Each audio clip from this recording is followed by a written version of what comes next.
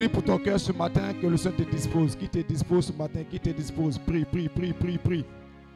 Prie, prie véritablement, prie véritablement. Et loin également aussi tout ce qui est assoupissement, tout ce qui est lourdeur. Chasse sur ces choses qui vont t'empêcher ce matin de pouvoir nourrir ton âme spirituellement. Prie le Seigneur au nom de Jésus-Christ.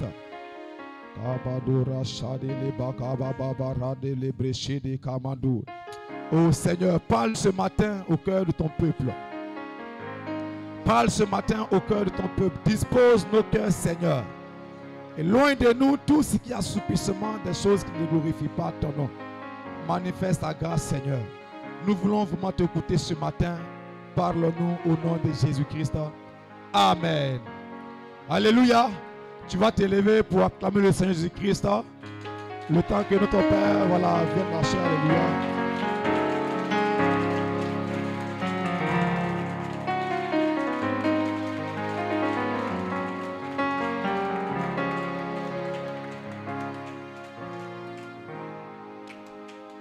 Merci Saint-Esprit. Est-ce qu'on peut encore acclamer le Seigneur?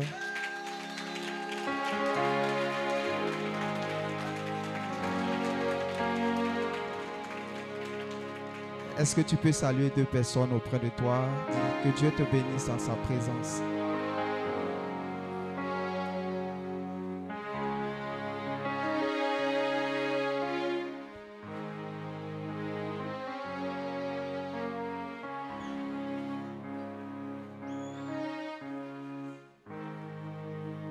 Gloire à Jésus.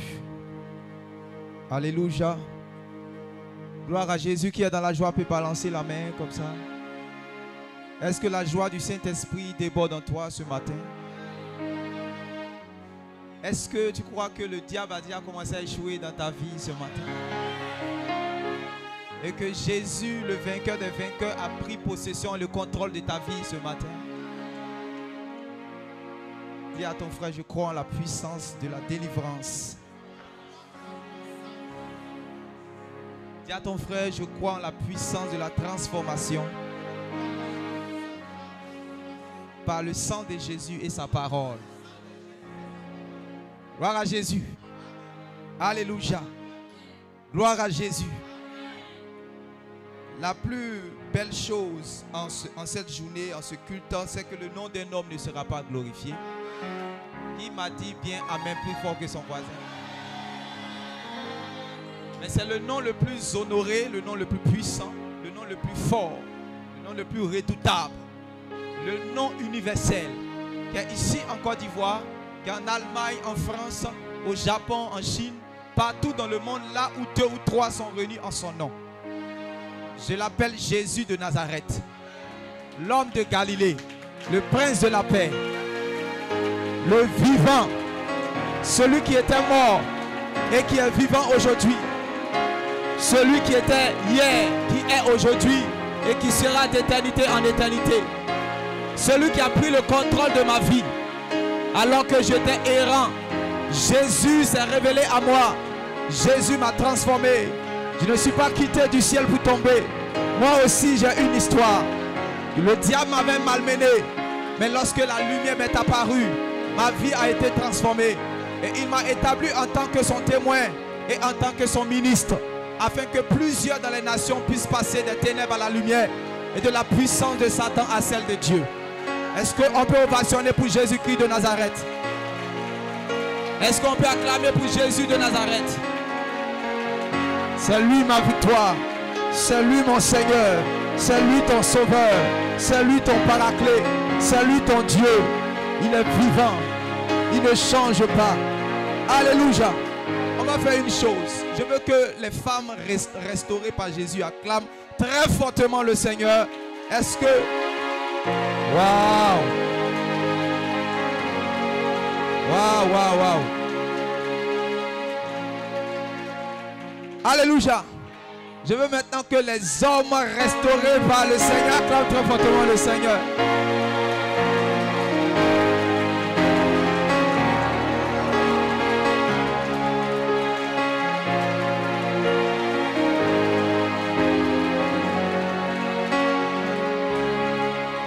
Alléluia. Tu vas lever les deux mains vers les cieux.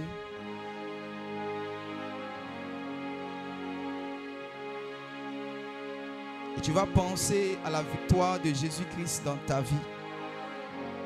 Tu vas penser à la délivrance du péché que tu as expérimenté. Tu vas penser au changement de vie que Jésus-Christ a opéré dans ta vie. Tu vas penser à ce que tu étais hier ou ce que tu es en train de devenir en Jésus-Christ. Tu vas penser à tous les bienfaits de Dieu dans ta vie. Mayanda kabashandele baba baba. Rabayanda kabashandala baba baba.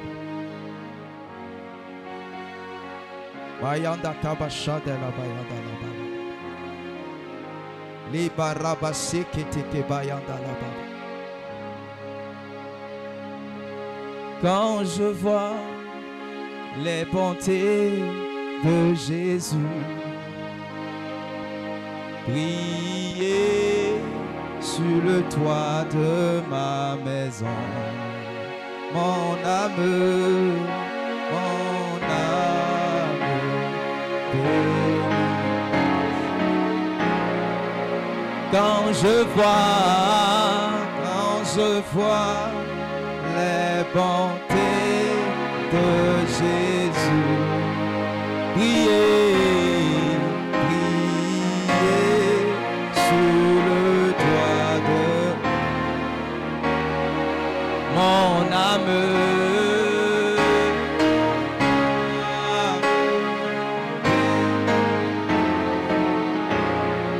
Quand je vois,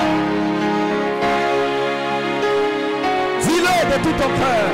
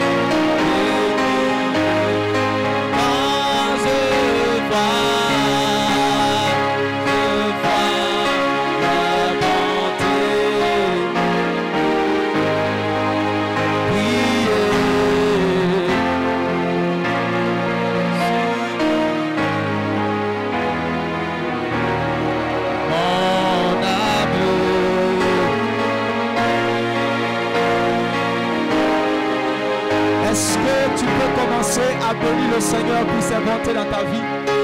Est-ce que tu peux exprimer ça de tes lèvres ce matin? Pour sa grandeur et sa bonté dans ta vie. Est-ce qu'un peuple de Dieu vivant ce matin, à cause des merveilles de Jésus dans ta vie, à cause des merveilles de Jésus dans ta vie, est-ce que tu peux exprimer?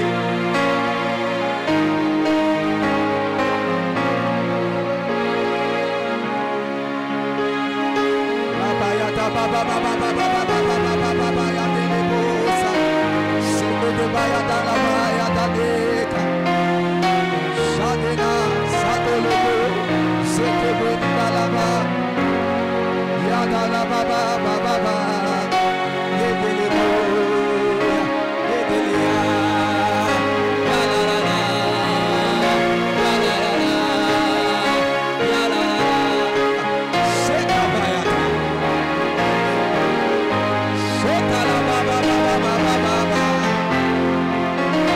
Jésus est présent ce matin. Jésus est présent ce matin. Jésus est vivant ce matin. Jésus est Seigneur ce matin. La kabayanda la baba baba baba baba baba. Zatarabayande le bobo bobo bobo. Le kebele bele basha. Rababayande le baba. Ah. Saka baba. Yaka baba baba. Sata la baba baba baba.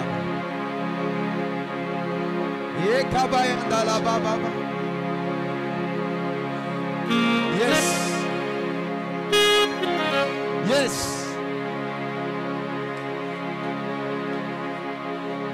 Yes.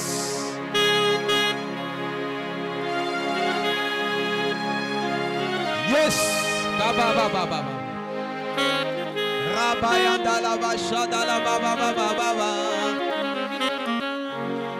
Un peuple qui adore Dieu de tout son cœur. Un peuple qui honore Dieu.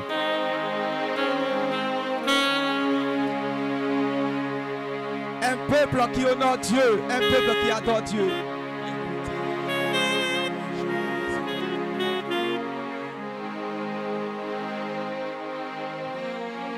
Il y a une prophétie sur ma vie. Je ne peux pas échouer.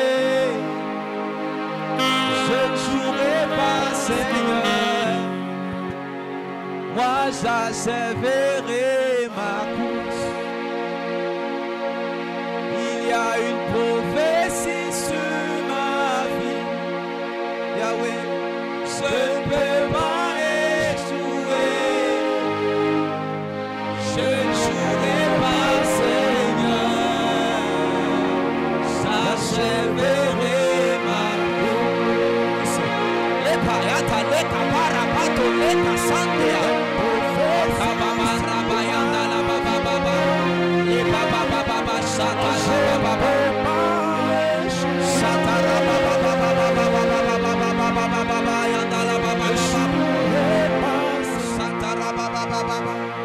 Il y a une prophétie sur ma vie. Je ne peux pas échouer. Je ne jouerai pas, Seigneur. J'achèverai. Sataria. Il y a une prophétie sur ma vie. Je ne peux pas échouer. Je ne jouerai pas, Seigneur. J'achèverai ma course. La commande laboraba yendo la boiteria. Chateleme ande rabato. Shadana baba baba rabele kabanea. Sabayo. Yakarababa yemela yemela yemela yemela. Il y a une prophétie sur ma vie. Je ne peux pas échouer. Je ne jouerai pas, Seigneur. Moi, j'achèverai ma course.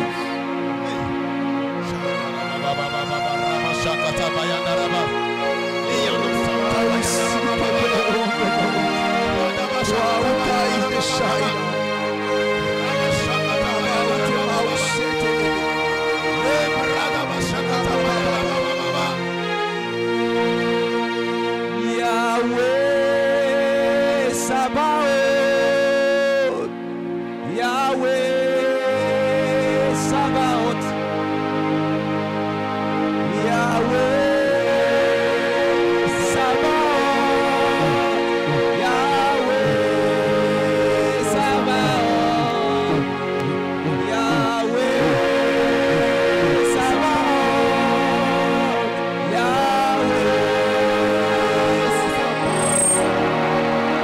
Yahweh.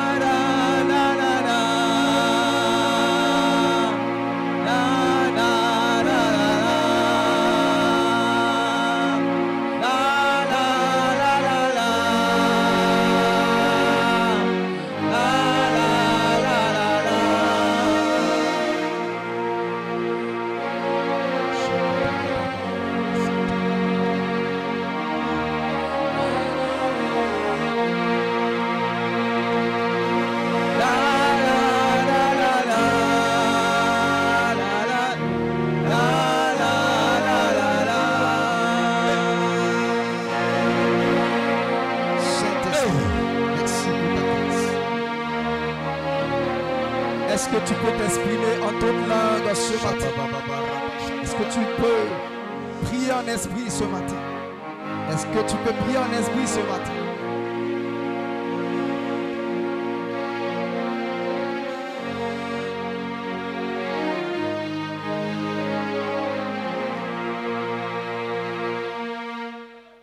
Yeshua.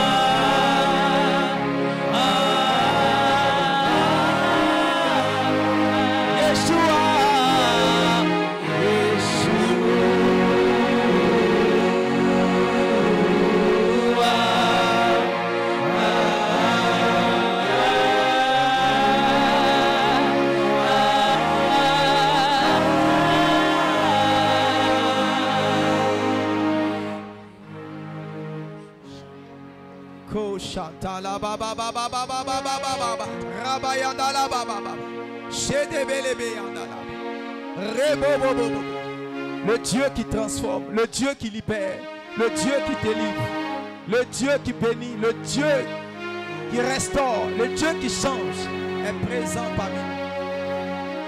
Il est présent parmi nous.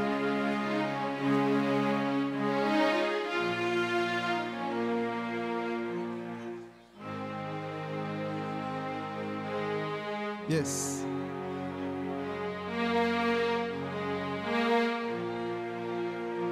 Merci. Merci Saint-Esprit. Au nom de Jésus. Merci pour ta gloire parmi nous, Seigneur.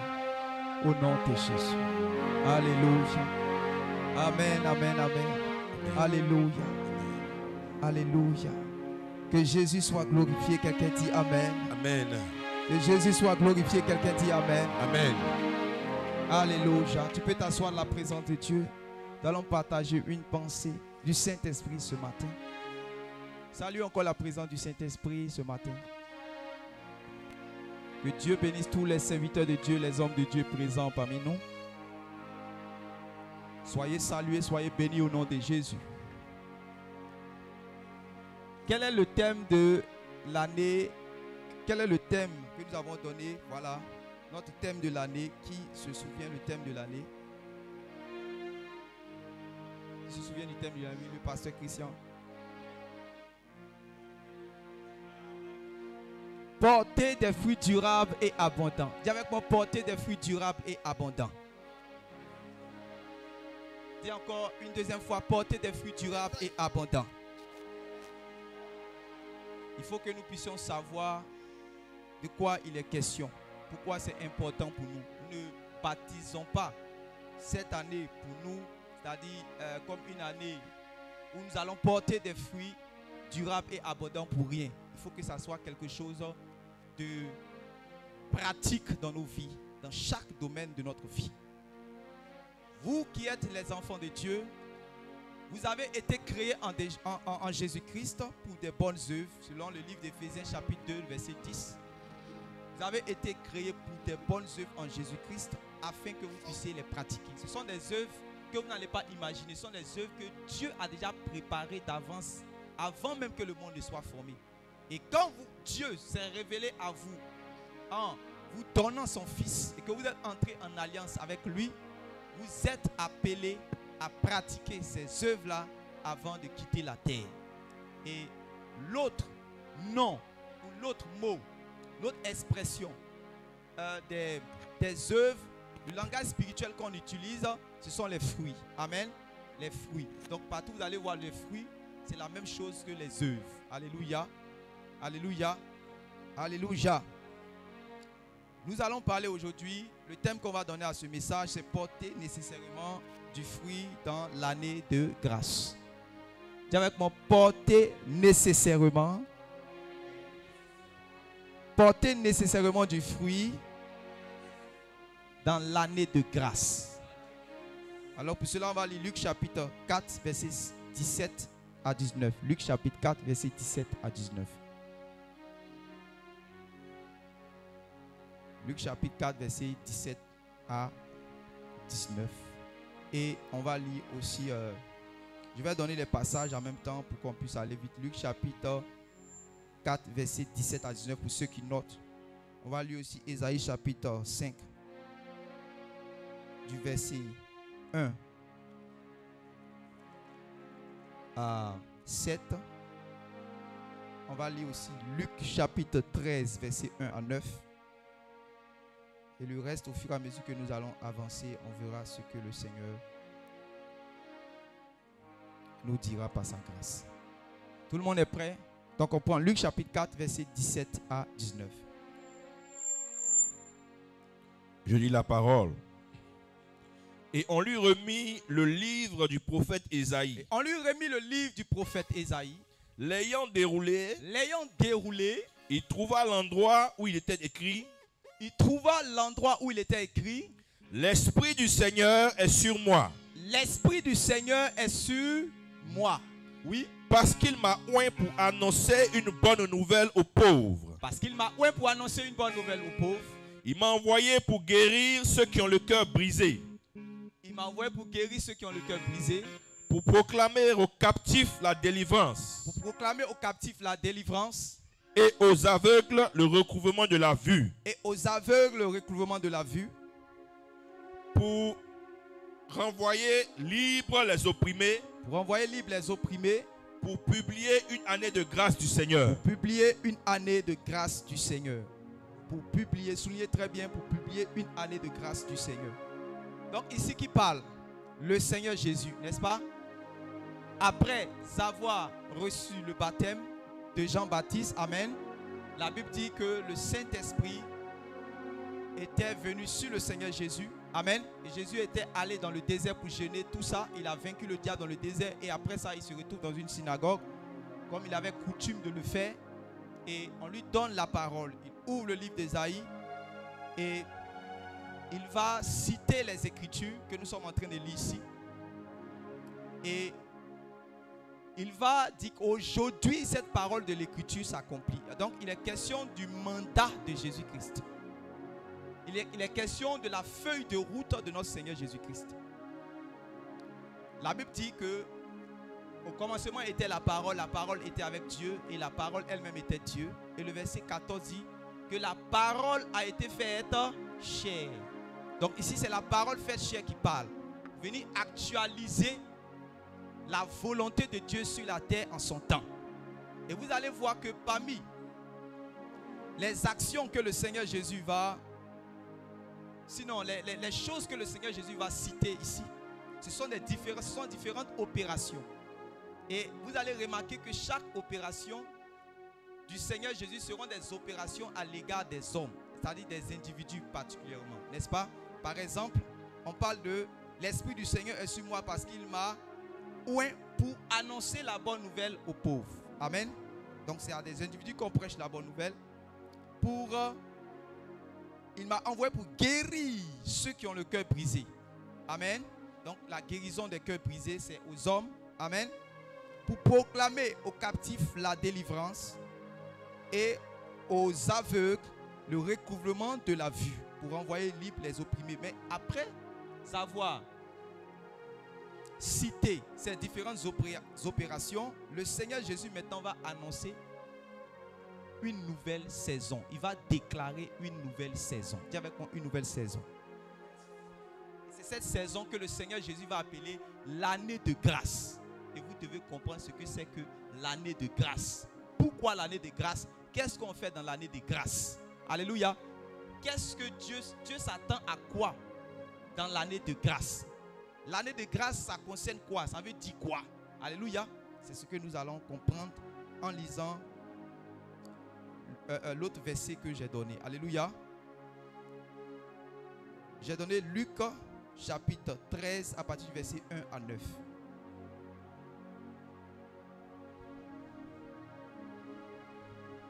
Luc chapitre 13 à partir du verset 1. En ce même temps, quelques personnes qui se trouvaient là racontaient à Jésus ce qui était arrivé à des Galiléens dont Pilate avait mêlé le sang avec celui de leur sacrifice. Oui. Il leur répondit: croyez-vous que ces Galiléens fussent de plus grands pécheurs que tous les autres Galiléens, Oui. parce qu'ils ont souffert de la sorte? Non, je vous le dis. Mais si vous ne vous repentez pas, vous périrez tous également. Oui. Ou bien ces 18 personnes sur qui est tombée la tour de Siloé et qu'elle a tué, croyez-vous qu'elles fussent plus coupables que tous les autres habitants de Jérusalem? Oui. Non, je vous le dis. Mais si vous ne vous repentez, vous périrez tous également. Il dit aussi cette parabole. Amen. Un homme... Normalement, on devait commencer par lire à partir de ce verset. Mais c'est pour que vous puissiez comprendre ce qui va être dit dans la suite, là, que je nous ai fait lire, afin que vous puissiez bien comprendre le contexte, pour savoir de quoi le Seigneur Jésus est en train de parler. Parce que quand on donne les paraboles du Seigneur, beaucoup de personnes pensent que le Seigneur Jésus est en train de citer les poésies. Le Seigneur Jésus n'est pas un poète. Le Seigneur Jésus est un messager de Dieu. Amen. Amen. Et Amen. quand on donne un message, Dieu s'attend à ce que ce message puisse pénétrer les cœurs pour faire le travail pour lequel, ça dit que la parole, le message est quitté chez Dieu pour arriver dans ton cœur. C'est pour cela que tu ne dois pas comparer les paroles du Seigneur à des poésies que tu peux lire comme ça et puis passer. Il y a quelque chose que Dieu attend de toi lorsqu'il te parle. Amen. Suivez très bien maintenant. Verset 6. Il dit aussi cette parabole. Un homme avait un figuier planté dans sa vigne. Oui. Il vint pour y chercher du fruit et il n'en trouva point. Il vient pour chercher du fruit et ne trouve point. Oui. Alors il dit au vigneron: voilà 3 ans que je viens chercher du fruit à ce figuier. Je viens chercher du fruit à ce figuier. Et je n'en trouve point. Oui. Coupe-le. Coupe-le. Pourquoi occupe-t-il la terre inutilement? Le vigneron lui répondit: Seigneur, laisse-le encore cette année. Je creuserai tout autour et j'y mettrai du fumier. Peut-être à l'avenir donnera-t-il du fruit. Sinon, tu le couperas.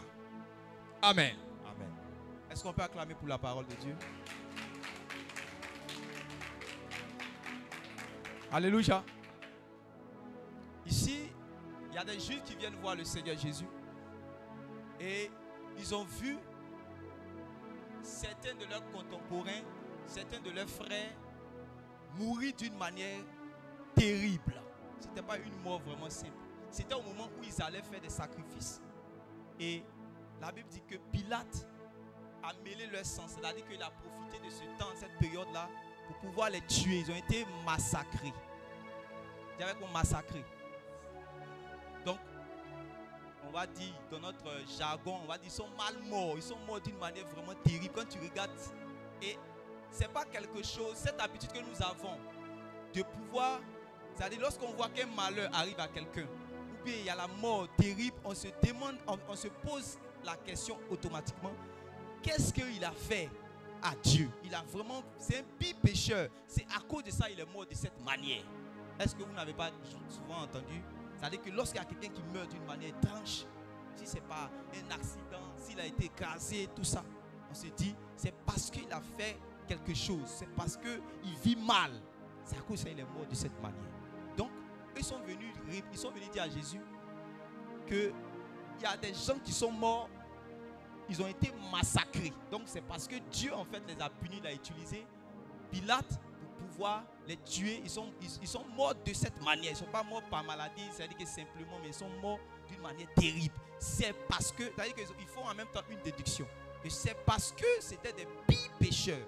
Ça veut dire que parmi les pécheurs là, eux ils sont les premiers. C'est des gens abominables. C'est à cause de ça ils sont morts comme ça. Amen. Et Jésus dit quoi? Qu'est-ce que Jésus dit? Quand on est en train de lire, qu'est-ce que Jésus dit?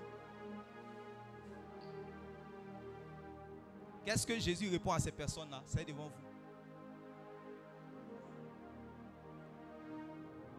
Qu'est-ce que Jésus répond à ces personnes? C'est devant vous, oui.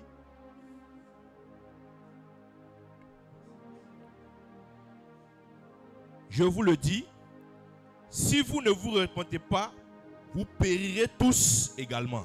Est-ce que vous comprenez? Il dit, je vous le dis, si vous ne vous repentez pas, vous périrez tous également. Amen.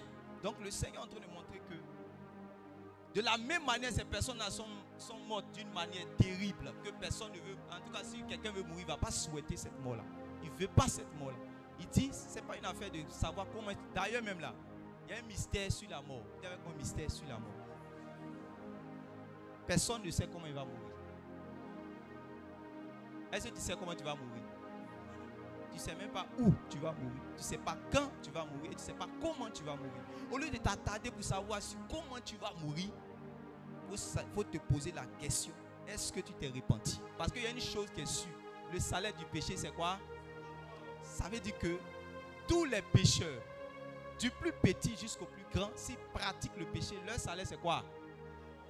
Donc, au lieu de te questionner sur l'affaire de moi, je vais mourir sur l'étage, ou bien moi, je vais mourir à la NASA, ou bien moi, je vais mourir aux États-Unis, ce n'est pas une affaire du lieu où tu vas mourir. Alléluia. C'est de savoir avant ta mort, est-ce que tu t'es repenti? C'est ce que Jésus est en train de dire. Et après cela, Jésus dit qu'il y a une tour, la tour de Siloé. Amen. Qui est tombée là maintenant, c'est une mort par accident, qui est tombée sur 18 personnes. Et quand c'est tombé sur eux, tous les religieux de cette époque, tous les juifs de cette époque ont commencé à dire, c'est parce qu'ils ont certainement commis des péchés graves. C'est à cause de ça que le bâtiment là est tombé sur eux. Amen. Jésus dit, si vous ne vous repentez pas, vous allez aussi périr. Alléluia. Et c'est quand il finit de dire cela qu'il parle maintenant, il donne la parabole. Amen. Pour vous amener à comprendre quoi? Que ce que Dieu recherche chez le pécheur, il ne prend pas plaisir à voir le pécheur mourir dans son péché. Mais il veut voir le pécheur se repentir de ses péchés pour venir à lui. C'est pour ça que la Bible dit que lorsqu'une âme se repent sur la terre, dans le ciel, il y a la joie. Alléluia. Il y a la joie dans le ciel. Vous avez vu les témoins qui sont en train de se passer ici. C'est la volonté de Dieu. Il ne prend pas plaisir à voir le méchant mourir dans son péché. Et celui qu'on appelle le méchant, beaucoup de personnes pensent que le méchant, c'est celui qu'on appelle, la société appelée les microbes. C'est-à-dire que celui qui agresse les gens, celui qui égorge les gens, celui qui tue les gens. C'est vrai.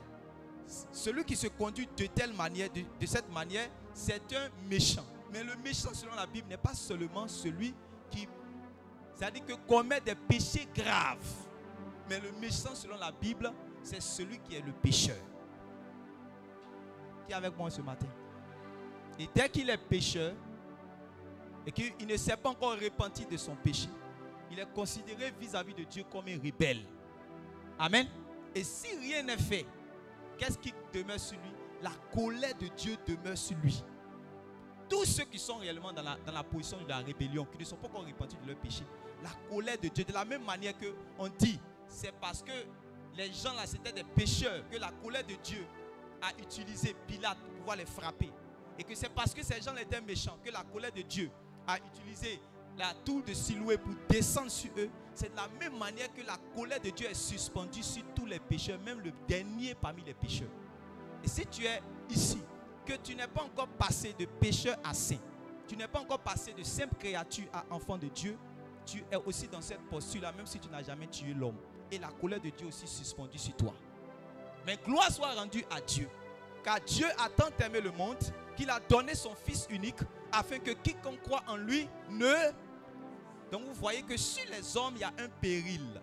Au devant des hommes, il y a un péril. Les hommes sont menacés d'un péril. Et ces hommes qui sont menacés d'un péril, c'est ceux-là que la Bible appelle les pécheurs. Et Jésus ne veut pas qu'ils puissent aller dans ce péril. C'est pour ça que Jésus a donné sa vie afin de pouvoir, c'est-à-dire les détourner de ce chemin, afin de pouvoir les empêcher qu'ils puissent subir ce péril de Dieu.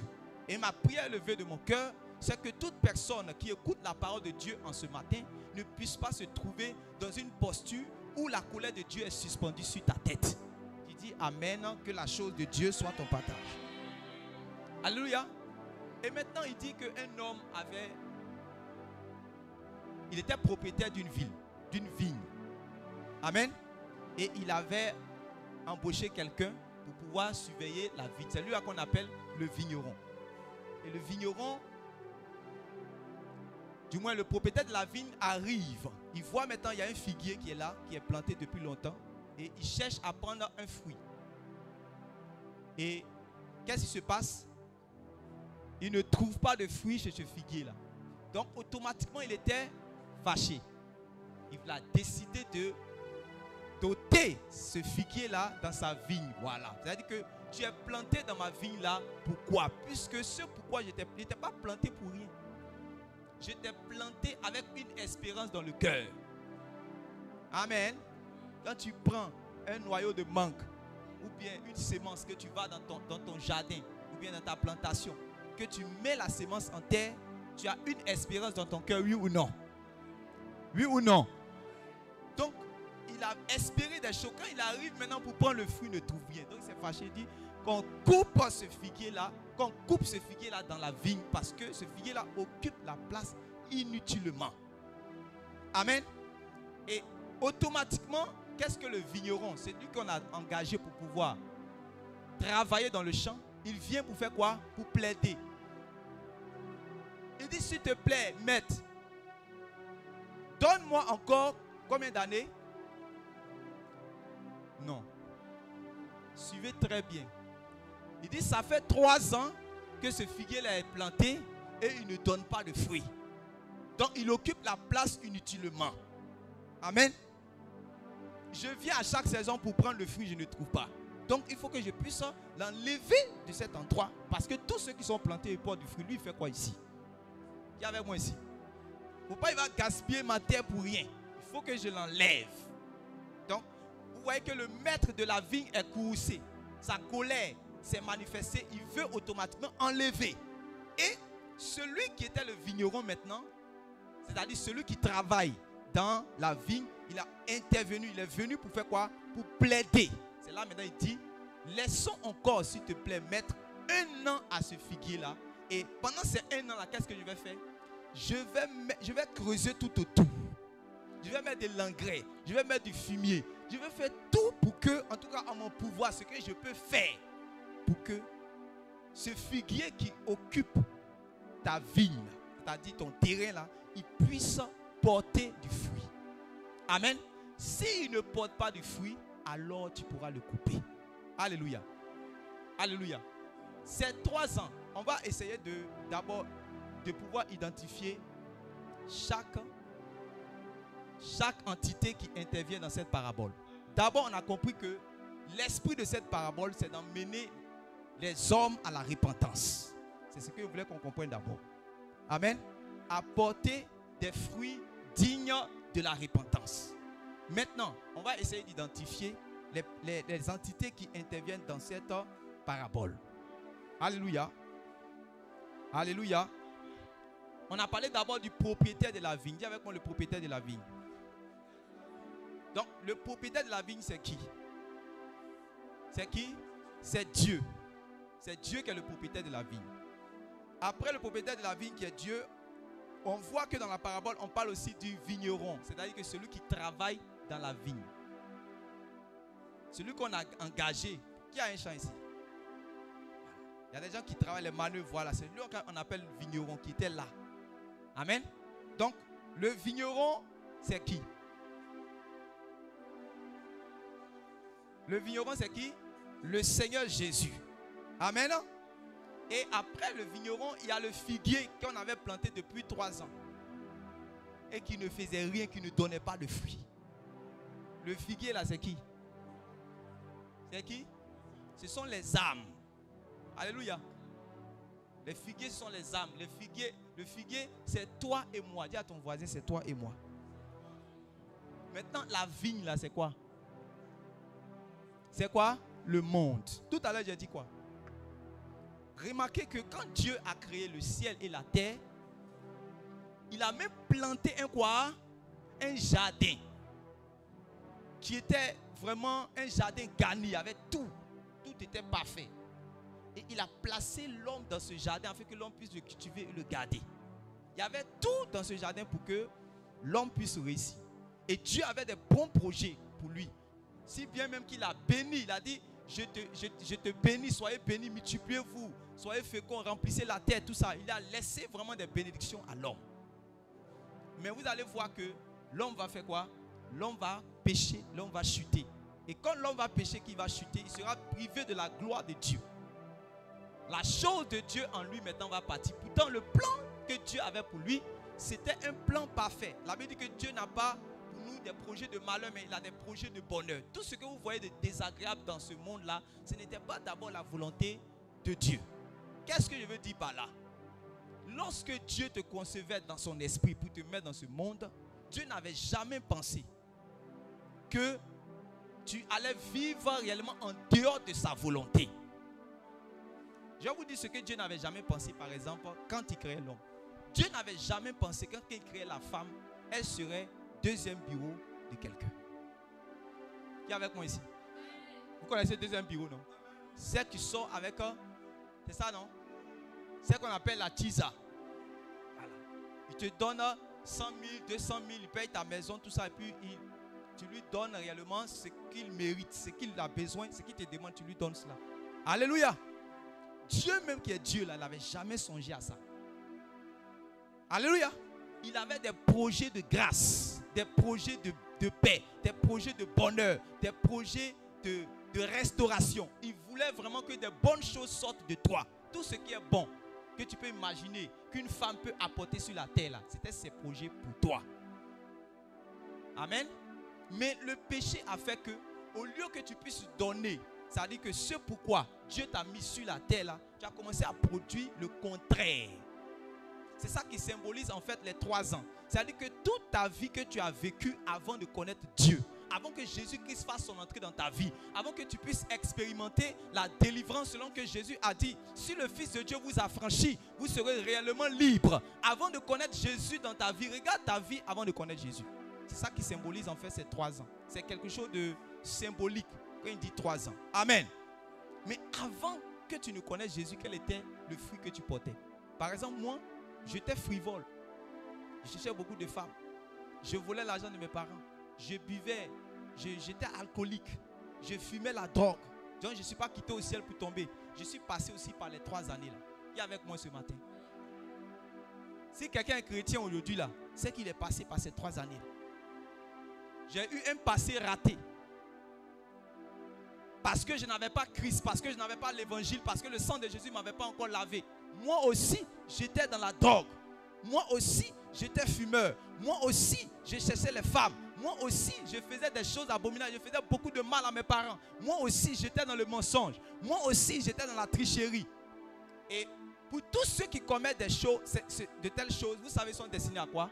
Ils sont destinés à périr loin de Dieu. Ils sont destinés à l'enfer. Donc la colère de Dieu les menace. Et moi aussi, puisque le salaire du péché c'est la mort, c'est-à-dire le salaire de l'adultère, la fornication, le vol, la tricherie, le salaire de tous ceux qui commettent de telles choses, c'est la mort. Donc je devais mourir. On devait m'enlever de la terre. Vous avez dit que la vigne c'est quoi? C'est la terre, c'est le monde. Et je ne méritais pas parce que ce n'était pas pour ça que Dieu m'a emmené dans le monde. Dis à ton frère, ce n'était pas pour ça. Alléluia, c'est pas pour ça. Dieu ne m'a pas emmené dans le monde pour que je puisse voler l'argent de mes parents, jamais. Dieu ne m'a pas emmené dans le monde pour que je puisse tromper mon mari, jamais. Dieu ne m'a pas emmené dans le monde pour que je puisse gérer busy, jamais. Dieu ne m'a pas emmené dans le monde pour que je puisse commettre la masturbation, jamais. Dieu ne m'a pas emmené dans le monde pour que je puisse regarder la pornographie, jamais. Dieu ne m'a pas emmené dans le monde pour que je puisse passer ma vie à ne faire que payer les concours, à vivre dans le mensonge et la corruption, jamais. Dis à ton frère, jamais. Dieu ne m'a pas amené dans le monde pour que je puisse pratiquer l'homosexualité. Jamais. La Bible dit, au commencement, il a créé l'homme et la femme. Et il a dit, c'est pourquoi l'homme quittera son père et sa mère et s'attachera à sa femme. Et les deux vont devenir une seule chair. Dieu avait pour projet de remplir toutes les familles de la terre. Et c'est pour ça qu'il a sanctifié la première famille qui était composée de Adam et Ève. Et du fruit de Adam et Ève. C'est-à-dire que de l'union de Adam et Ève va sortir le fruit. Alléluia. C'est pour cela que c'est impossible que deux hommes arrivent à se multiplier. Ça veut dire que Dieu même n'avait même pas pensé à ça. Il y avait moi ce matin. Il y avait moi ce matin. Et aujourd'hui, Dieu réellement veut amener l'homme à son état, quoi? À son état initial. Alléluia. Il veut amener l'homme et la femme qui se trouvent présents ici. C'est-à-dire que c'est pourquoi il t'a créé là, aujourd'hui. Que le diable veuille ou pas, tu vas prendre ta place. C'est ça qu'on appelle la restauration. Dieu a fait cela à la terre. La Bible dit que quand il a créé la terre était comment? Informe et vide. Quand le péché rentre dans la vie de quelqu'un, le péché déforme sa vie. Et le péché, ça veut dire que amène un vide dans sa vie. Et il cherche beaucoup de choses autour de lui afin de pouvoir combler ce vide. Nous avons eu l'opportunité d'aller dans un endroit pour aller prêcher à un rappeur. Quand nous sommes rentrés dans sa maison, ça dit que depuis la porte, ça dit tu traverses le salon jusque dans la chambre. Il a commencé à mettre les chaussures, les nouvelles, les supras, les monstros, tout ça là, il a déposé là-bas. Après les chaussures, tu vois, il y a les champagnes là. Il a les vins mousseux. Après ça, il y a les montres. Après ça, il y a des jeux vidéo. Après ça, il y a l'écran. Ça dit que plus de 65 pouces. Il a mis les parfums. Après ça, il a mis beaucoup de choses, les habits de marque. Et après ça, tu vois les préservatifs. Tu vois beaucoup de choses. Il a comblé en fait. En fait, quand nous sommes arrivés, le Saint-Esprit automatiquement nous a fait comprendre que ce jeune homme cherche à combler le vide qui est en lui. Quand il pense que c'est la boisson qui va combler le vide, il voit qu'il est toujours vide. Parce que dès que la dose de l'alcool finit, il a toujours le même problème. Il pense que c'est les femmes. Il dit non, je vais commencer à sortir avec les femmes skinny. Les femmes skinny, c'est ça non? Après skinny lui donne goumé. Après il dit non, il va aller maintenant chez les Apuchu. Apuchu lui donne goumé. Après maintenant il dit il va aller chez les prostituées. Et ce qui est grave, là-bas mais il peut prendre maladie sida dans son corps. Donc il cherche à combler le vide avec quelque chose. C'est pour cela que tout ce qui brille n'est pas de l'or. Ne regardez pas, c'est-à-dire que les choses que vous voyez, des gens sortent des voitures climatisées, vite teintées, mais vous ne savez pas le vide qui est en eux. Ils cherchent à combler quelque chose. Ils pensent que c'est les choses qui sont dans ce monde qui vont combler ce vide, mais ça ne peut pas. De la même manière que le poisson ne peut pas vivre en dehors de l'eau, c'est la même manière que l'homme qui a été créé à l'image de Dieu ne peut pas vivre en dehors de la présence de Dieu. Et donc, il y a un vide dans le cœur de chaque homme que l'argent même ne peut pas combler. Il y a un vide dans le cœur de chaque homme que l'alcool, quel que soit le nom de cette nouvelle bière qui va sortir, ça ne peut pas combler. Il y a un vide dans le cœur de l'homme que l'or, l'argent, les voitures, les maisons, les châteaux, les parfums de luxe ne pourront pas combler. Il y a un vide dans le cœur de l'homme que même un mari ne peut pas combler. La Bible nous parle d'une femme qui a été mariée plusieurs fois. Elle pensait que quand elle va aller dans un foyer, alors elle sera tranquille. Mais à chaque fois qu'elle va dans un foyer, elle échoue. Premier foyer, elle échoue. Deuxième, elle échoue. Troisième, elle échoue. Quatrième, elle échoue. Cinquième, tout le quartier commence à la regarder parce qu'ils savent comment ça va finir. Qui est avec moi? À un certain moment là, pour aller puiser de l'eau, elle ne partait plus à l'heure où tout le monde partait. Au village, on va à 6h du matin ou bien à 18h. Mais elle va à midi. Parce qu'elle ne veut pas qu'on la rencontre. Si on la rencontre, elle va dire, c'est pas celle-là qui va avec chassé bleu de maison en maison. Elle ressort encore avec son chassé bleu. Souvent, quand elle ressort de ce studio ou de ce salon-là, quand elle sort avec goissou de bébé pour partir. Et l'enfant là, mais on ne s'occupe pas de lui. Il est sans père. Donc c'est comme ça qu'on regardait cette femme-là. On parlait d'elle. Donc elle a dit que je préfère maintenant aller au puits à l'heure où ils ne vont pas me pointer du doigt. mais elle ne savait pas que le Fils de l'homme l'attendait ce jour-là. Alléluia. Jésus était là. Il a dit à ses disciples, allez, je vais rester là. J'ai une œuvre à faire. J'ai une nourriture à manger. J'ai une eau à boire. Il a fait exprès pour les envoyer au marché. Ils sont partis. Et au moment où elle pensait qu'elle n'avait pas trouvé quelqu'un au puits, c'est là qu'elle trouve le prince de la vie. C'est là qu'elle trouve le prince de la paix. C'est là qu'elle trouve celui que Dieu a donné pour combler le vide de chaque être humain. Il était là et lui dit, donne-moi à boire.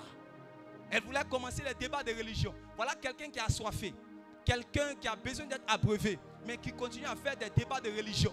Nous avons appris que nous devons adorer sur cette montagne. Vous qui êtes les Juifs, vous dites que vous voulez adorer à Jérusalem. Que moi qui suis une Samaritaine, je ne dois pas affaire à toi. Moi je suis catholique, moi je suis évangélique, moi je suis bouddhiste, moi je suis musulman, moi je suis cela. Tout ça ne peut pas combler le vide en toi. Ce vide qui est dans le cœur de l'être humain, il n'y a aucune religion qui peut combler ce vide. Ce vide qui est dans le cœur de l'être humain, aucun pape, aucun prêtre, aucun pasteur, aucun prophète ne peut combler cela. Il faut une rencontre spéciale. Il faut une expérience véritable. Et cette rencontre doit se faire avec l'homme de Galilée.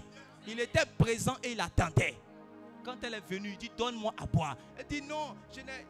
Qu'est-ce que il dit, donne-moi à boire. Ce qu'il lui demandait de donner à boire là, c'était en réalité ce que Dieu même n'avait pas pensé en elle. Vous savez pourquoi il y a des gens aujourd'hui qui ne sont pas encore transformés? Parce qu'il y a quelque chose que Dieu n'avait pas mis dans leur vie là. Ils ne sont pas prêts à donner ça à Jésus. Si vous me voyez délivré aujourd'hui, que je peux prêcher et chanter ma délivrance partout sans honte là, c'est parce qu'il y avait quelque chose en moi que Dieu n'avait pas planté. Jésus a dit, le Fils de l'homme a paru afin de détruire les œuvres du diable. Tout ce que mon Père n'a pas planté sera arraché et déraciné. Il y a un moment dans ma vie, j'ai compris que, est-ce que Dieu m'a créé pour commettre la pornographie chaque fois que mes parents dorment? Ça dit qu'ils dorment, je suis là, je diminue le volume. Je regarde la pornographie de la nuit jusqu'au matin. Je regarde, est-ce que quand je suis venu dans le monde et puis on m'a fait sortir là, et puis mes tantes, mes parents ont regardé et puis dit que, bébé, il est mignon, hein. En tout cas, est-ce que Dieu avait pensé que j'allais faire ces choses? Dieu dit non, je dois donner ça à Jésus. C'est pour ça qu'il dit, venez à moi, vous tous qui êtes fatigués et chargés, et je vous donnerai quoi? Du repos. C'est parce qu'il y a des gens qui ne sont pas prêts à se décharger sur Jésus. C'est l'homme habitué à la douleur. Il est venu dans le monde pour prendre nos bagages. Arrête de transporter ce bagage. C'est trop lourd pour toi. Ça te déforme. C'est trop lourd pour toi. Ça te déforme. Il faut mettre ça au pied de la croix. Jésus dit, il est prêt à porter. Il n'est pas venu pour te juger. Est-ce qu'il a jugé cette femme? Non. Il dit, donne-moi à boire. La chose qui est en toi, donne-moi. Et je vais te donner ce qui est en moi. Et quand je vais te donner ce qui est en moi, des fleuves d'eau vive vont jaillir de ton sein jusque dans la vie éternelle. Tu ne connais pas, homme, le projet que Dieu a pour toi. Tu ne connais pas le plan que Dieu a pour toi. Évite d'écouter les hommes ni les circonstances de la vie. Il ne faut pas marcher en fonction de l'évolution du monde. Aujourd'hui, le monde est en train d'évoluer. Les gens disent que dans l'Occident, en Europe, que l'enfant là, c'est lui-même qui doit décider de son sexe. Amen. Ça veut dire qu'il est homme. Et puis, c'est lui, il décide. Si son papa dit qu'il l'appelle Jérôme, il dit non, il faut attendre. Quand je vais avoir mes 8 ans, je vais décider si je suis Jérôme ou bien Jéromette. Amen. Amen. C'est le monde qui est en train d'aller comme ça. Mais Dieu lui-même là, c'est jamais ce qu'il avait déjà pensé. Qui est avec moi ici? Qui est avec moi ici? Si nous sommes dans un monde où aujourd'hui, ça dit que les gens se marient, un an après, ils divorcent. Donc aujourd'hui, c'est la leçon, c'est le modèle qu'on laisse. Les gens pensent que dès qu'on rentre dans le mariage, c'est pour divorcer. Mais Dieu même n'avait jamais pensé que... La Bible dit que personne ne sait pas ce que Dieu a. Ça veut dire que Dieu n'a... La Bible même dit que Dieu est le quoi? La répudiation. Il est cela. Ça veut dire que ce n'était même pas sa volonté. Mais quand vous voyez toutes ces choses, ces guerres, ces vols, ces iniquités, ces impudicités, ces abominations dans le monde, ces idolâtries, quand il y a ça dans ta vie, La seule personne qui est prête à porter cela, c'est qui? Le Fils de l'homme. Toi, tu ne peux pas porter. Ça va te détruire. Ça va te déformer. Ça va te défigurer. Ça va te vider. Parce que le diable est un bon voleur. Il est avec moi ce matin. Je n'ai jamais vu un voleur qui entre dans un château et puis il dit, ah, je vais vous montrer mon butin, c'est que j'ai volé aujourd'hui, et puis il sort avec Purigeois. Vous avez déjà vu ça? Qui sort avec Big Bleu, vous avez déjà vu ça? Quand il dit qu'il a fait un grand butin, il a bien volé là, il sort avec ce qui a la valeur dans ce château là. Regarde, ta vie est comme une maison, c'est comme ce château. Depuis que tu n'as pas encore reçu Jésus dans ta vie, que tu n'as pas encore fait la paix avec lui, que tu n'es pas en alliance avec lui, et que Satan est entré en toi. Regarde tout ce qu'il a volé, ta santé il a volé, ta forme il a volé, ta quiétude il a volé, ta paix il a volé, ta santé il a volé, ton corps même il t'a déformé. Mais Jésus est venu pour te réformer. Jésus est venu pour te restaurer. Jésus est venu pour, c'est-à-dire que combler ce vide-là. Quand cette femme-là a entendu Jésus lui parler et qu'elle a compris qu'il n'est pas simplement un prophète, mais il est le Christ de Dieu. Elle était venue pour puiser de l'eau. Elle n'a plus puisé parce qu'elle avait déjà bu. Est-ce que vous êtes avec moi ici? Elle n'est pas partie avec son seau au village. Elle avait déjà bu. Elle était déjà comblée. Elle était déjà rassasiée. On dit qu'elle est rentrée dans ce village-là. Tous ceux qui étaient là-bas, elle les a fait sortir. Elle dit, venez, je vais vous montrer quelqu'un réellement qui a fait son entrée dans ma vie. Si quelqu'un est prêt à me dire Amen, Jésus-Christ va faire ce travail dans sa vie. Alléluia. Dis à ton frère l'année de la grâce. Dis à ton frère l'année de la grâce. Ici, j'étais en train de parler des 3 ans. Les 3 ans là. C'est-à-dire que c'est les 3 ans où tu n'as pas connu Jésus. C'est depuis que tu es né jusqu'à, c'est-à-dire que tu n'as pas connu Jésus. C'est ça qui symbolise les 3 ans. Et les fruits que tu portes n'étaient pas de bons fruits. Quand Dieu vient dans ta vie, il dit que donne-moi un bon fruit. Au lieu de la bonté, tu lui donnes la méchanceté. Au lieu de la pureté, tu lui donnes l'impureté. C'est ça que ta vie, c'est ça que ma vie présentait à Dieu. Et donc, la colère, la Bible dit que ceux qui commettent de telles choses, la colère de Dieu était suspendue sur eux. Et en temps normal, je devais périr. Mais Jésus a fait son entrée. Il a dit, Père, non, cet homme doit témoigner de ma part. Non. Là où le péché a abondé, la grâce a surabondé. Il a dit, laisse encore un peu de temps.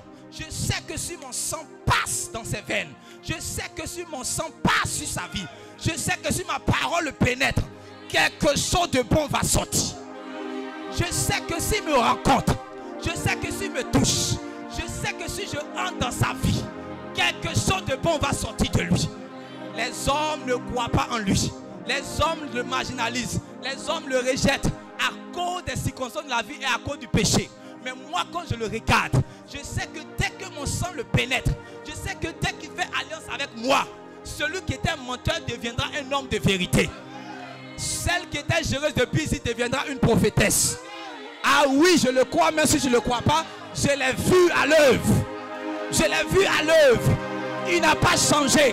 Son nom c'est Jésus, le réparateur des brèches, le transformateur des vies, le spécialiste dans la délivrance.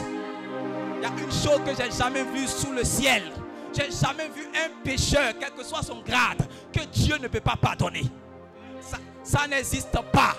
Dis à ton frère, ça n'existe pas. Ça n'existe pas. Tout ce que Dieu attend de l'homme, c'est la repentance. Remettre à Dieu ce que le diable regarde dans ta vie pour t'accuser là. Tu remets ça à Dieu. Donc quand il vient, hier il t'a vu en train de boire. Hier il t'a vu, tu étais saoulé. Hier ils ont mis te transporter même dans le caniveau pour t'emmener à la maison.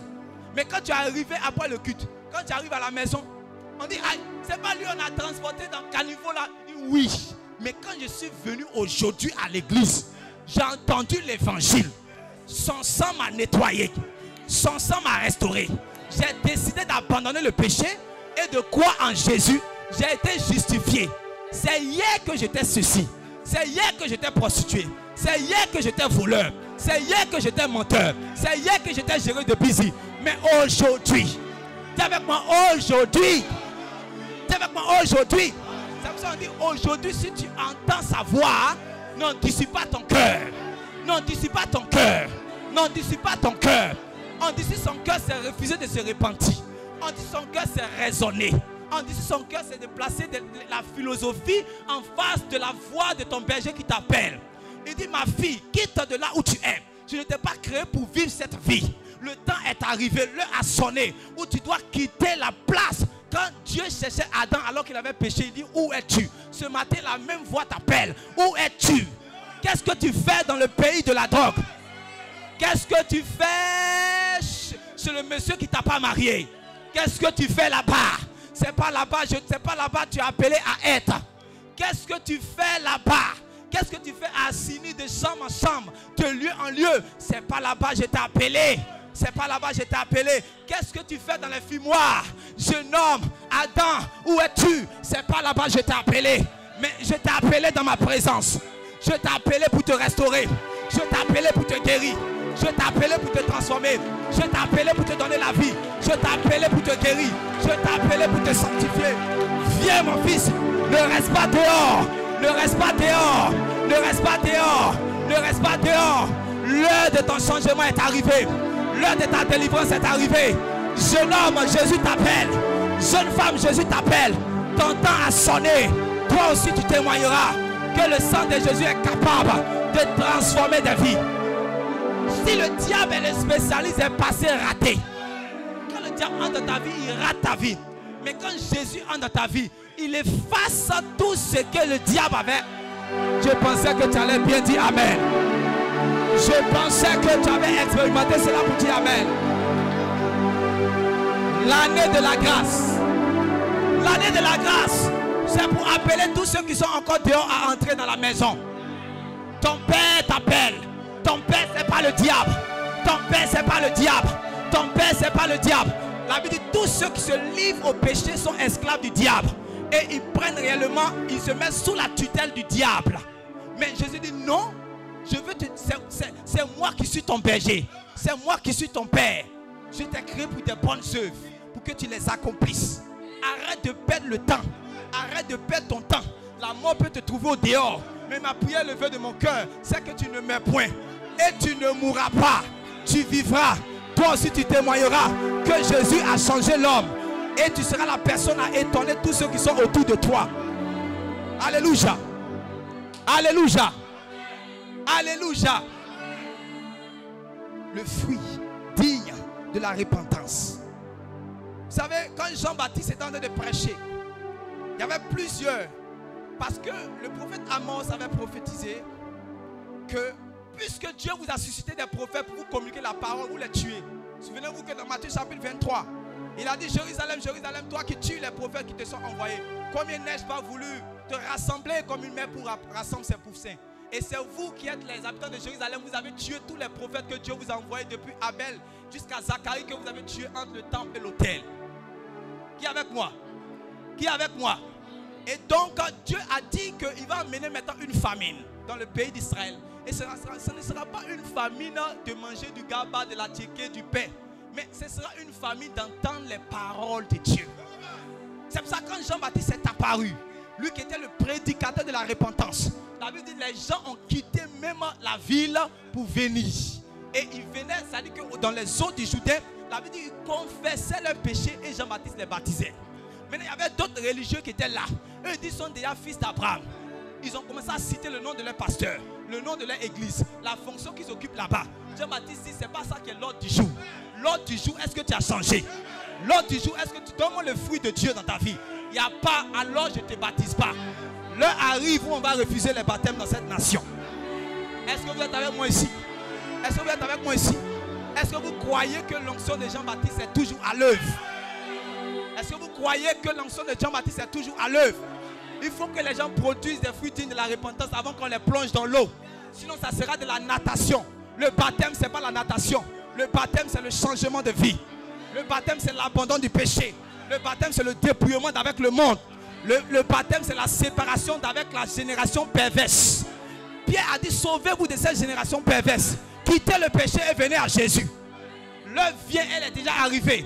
Vous allez montrer le type de chrétien que Dieu veut montrer à cette humanité. Parce qu'il a dit, l'heure vient, elle est déjà venue, où les vrais adorateurs adoreront le Père en esprit et en vérité. Alléluia. Dis à ton frère, c'est de toi qu'il est question. Cet adorateur que le Père recherche, ça c'est de toi qu'il est question, mon frère. Alléluia. Alléluia. Est-ce que tu peux acclamer pour le Seigneur Jésus?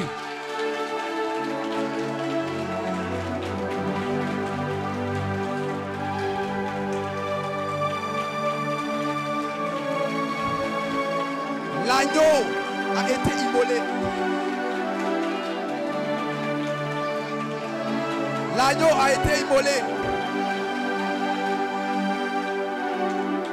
Écoutez, pour que vous voyez la véracité de ces choses, prenez encore Ésaïe chapitre 5 qu'on avait donné tout à l'heure. Vous allez comprendre qu'en réalité, Dieu a un projet pour toi. Dieu a un plan pour toi. Dieu a un plan pour chaque âme. Oui, oui, oui. Et vous allez voir son plan. Il a des choses qu'il espère, qu'il veut voir dans ta vie, que depuis il ne voit pas. Il dit non, vous allez voir. Regardez. Ésaïe chapitre 5. Oui. Ésaïe chapitre 5 à partir du verset 1. Oui.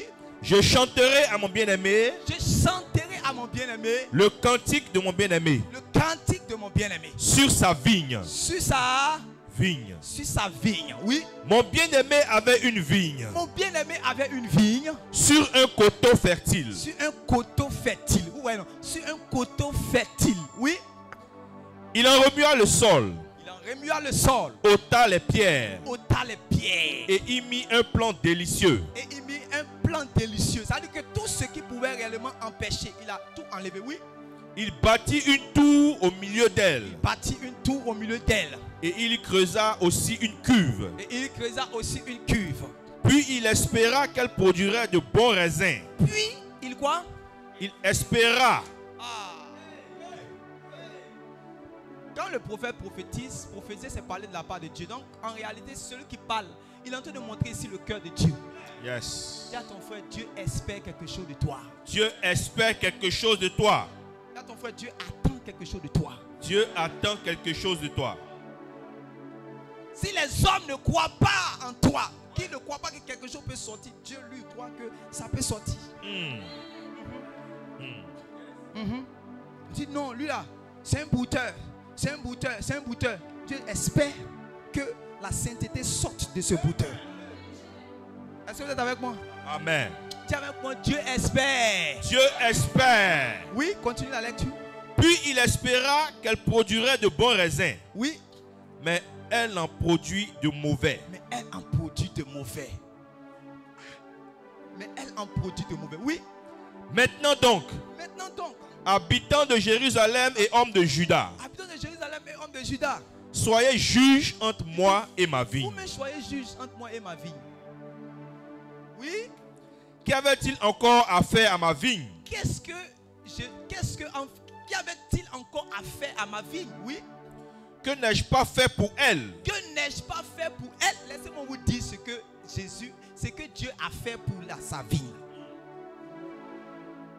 Écoutez. Jésus, quand il faisait son ministère, il dit, mon Père est toujours avec moi. Parce que je fais toujours sa volonté.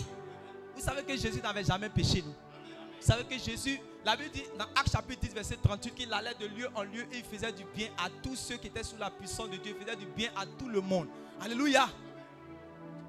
La Bible dit de sa bouche, il ne s'est jamais sorti même de fraude. C'était l'homme juste. Alléluia. Mais à cause de toi et de moi, vous allez voir Jésus dans Matthieu chapitre 26 se trouver dans un jardin en train de prier. Il pria, il pria, il pria, il pria, il pria. Et le Seigneur, vous savez, en tant que prophète, il voit ce qui va arriver bientôt. Et Jésus voit que lui qui est un homme qui n'a jamais péché, qui guérit les malades, qui fait du bien à tous ceux qui sont en train de souffrir, ceux même qui sont en train de faire du bien là. Demain, ils vont se tourner contre lui. Ils vont le flageller. D'autres vont cracher sur lui. On va lui arracher sa barbe. On va l'insulter. Et il voit que quand il va subir tout ça, il ne doit pas réagir. Il doit être comme un agneau qu'on conduit à la boucherie. On va le chuter. Ceux même à qui tu as fait pousser les pieds, après avoir fait pousser son pied là, il va prendre ce pied là pour dire libérer Barabbas. Et toi, il va te chuter. Jésus a commencé à voir toutes ces choses. Et Jésus voyait que les gens vont cracher sur lui. Les gens vont l'insulter. Et il a vu qu'il allait subir ce que les Romains appellent 40 coups moins 1. Ça veut dire que c'est une manière de te flageller, la flagellation. les chicottes qu'ils avaient, il y avait des pointes au bout. Quand on met sur ta chair, quand on enlève, il y a ta chair qui quitte. Jésus voyait qu'il allait subir cela. En fait, ils sont sans pitié. Pourquoi avant d'aller crucifier les gens, les Romains d'abord les flagellaient?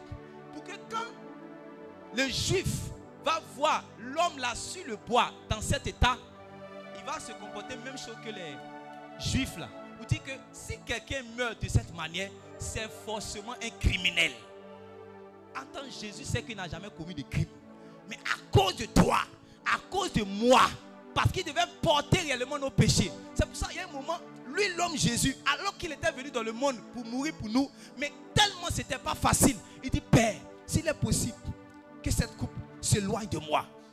Parce que, est-ce qu'il n'y a pas un autre moyen de mourir? Est-ce qu'il n'y a pas un autre? Le Père dit, cette coupe, tu dois la boire. Imaginez-vous, un matin, on prend un gobelet dans tout le quartier de Kotibé. Un gros gobelet, chaque habitant doit cracher dedans. Quand tu es là, tu n'es même pas encore brossé. Tu mets ta salive, tu mets ta saleté dedans. On met chacun de nous réellement à cracher. Chacun de nous a mis sa salive. Ce qui est sale en lui, il a mis. Et Dieu présente ça à Jésus. Il dit, boire. Est-ce que tu peux comprendre ce que je suis en train de dire? Notre vie sale, c'est ça qu'on dit, prends cette coupe et bois. Jésus dit, Père, est-ce qu'il n'y a pas une autre possibilité? C'est vrai que je suis venu pour mourir. Est-ce qu'il n'y a pas de Dieu? C'est ça que tu dois boire. Et Jésus dit, Père, non pas comme je veux, mais comme tu veux. Je vais accepter de mourir pour ce bouteur. Je vais accepter. C'est pour cela, lui qui avait l'habitude de dire que le Père n'avait jamais abandonné. Quand il était sur la croix, qu'est-ce qu'il a dit? Élie, Élie, là-bas, Sabatani. Mon Père, pourquoi m'as-tu eu? Le Père n'avait jamais abandonné Jésus. Le Père demeurait en Jésus, Jésus demeurait dans le Père. C'est pour ça qu'on lui a demandé, montre-nous le Père. Il dit, si tu m'as vu, tu as vu le Père. Parce que les œuvres que je fais, ce n'est pas moi qui les fais. C'est le Père qui demeure en moi qui les fait. Mais un jour, dis avec moi, un jour, Jésus s'est dit qu'il s'est senti seul dans sa vie. Jésus était abandonné de tous. Pourquoi? Parce qu'il est allé sur le bois de Golgotha pour prendre réellement nos iniquités pour mettre ça sur lui. Or, le Père est lumière. En lui, il n'y a point de traces de ténèbres.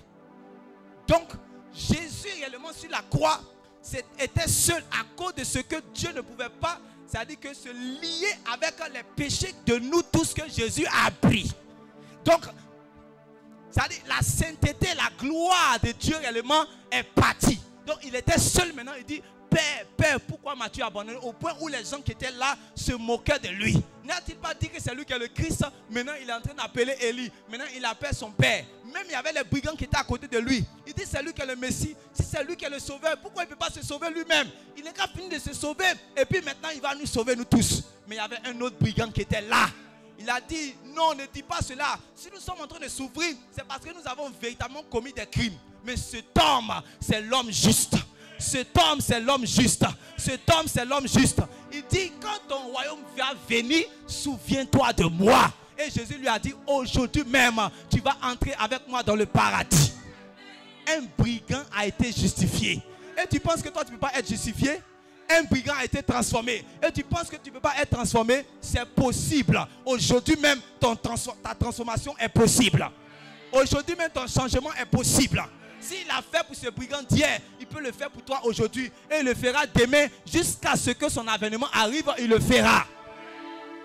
Alléluia. Il ne faut pas rentrer trop tard. C'est le temps de rentrer. Il y a quelque chose qu'il espère à cause de nous. C'est-à-dire, il a dit, que n'ai-je pas fait pour ma vie? Que n'ai-je pas fait? Il a offert. La Bible dit, Jésus s'est offert un rançon pour nous tous. Comme vous regardez dans les films, quand on fait les prises d'otages, on demande quoi? On demande quoi? Une rançon. Qui va aller? Vous savez, je me rappelle de la vision de l'apôtre Jean. Quand il a été enlevé dans Apocalypse chapitre 4, 5, il monte plus haut pour voir les choses qui vont arriver. Et à un certain niveau, le ciel s'ouvre et il rentre dans la félicité céleste où Dieu même a son trône. Dieu était assis sur son trône. Et la Bible dit que celui qui était assis sur son trône dans toute la majesté divine avait dans sa main droite un livre qui était cacheté, fermé en dedans et en dehors.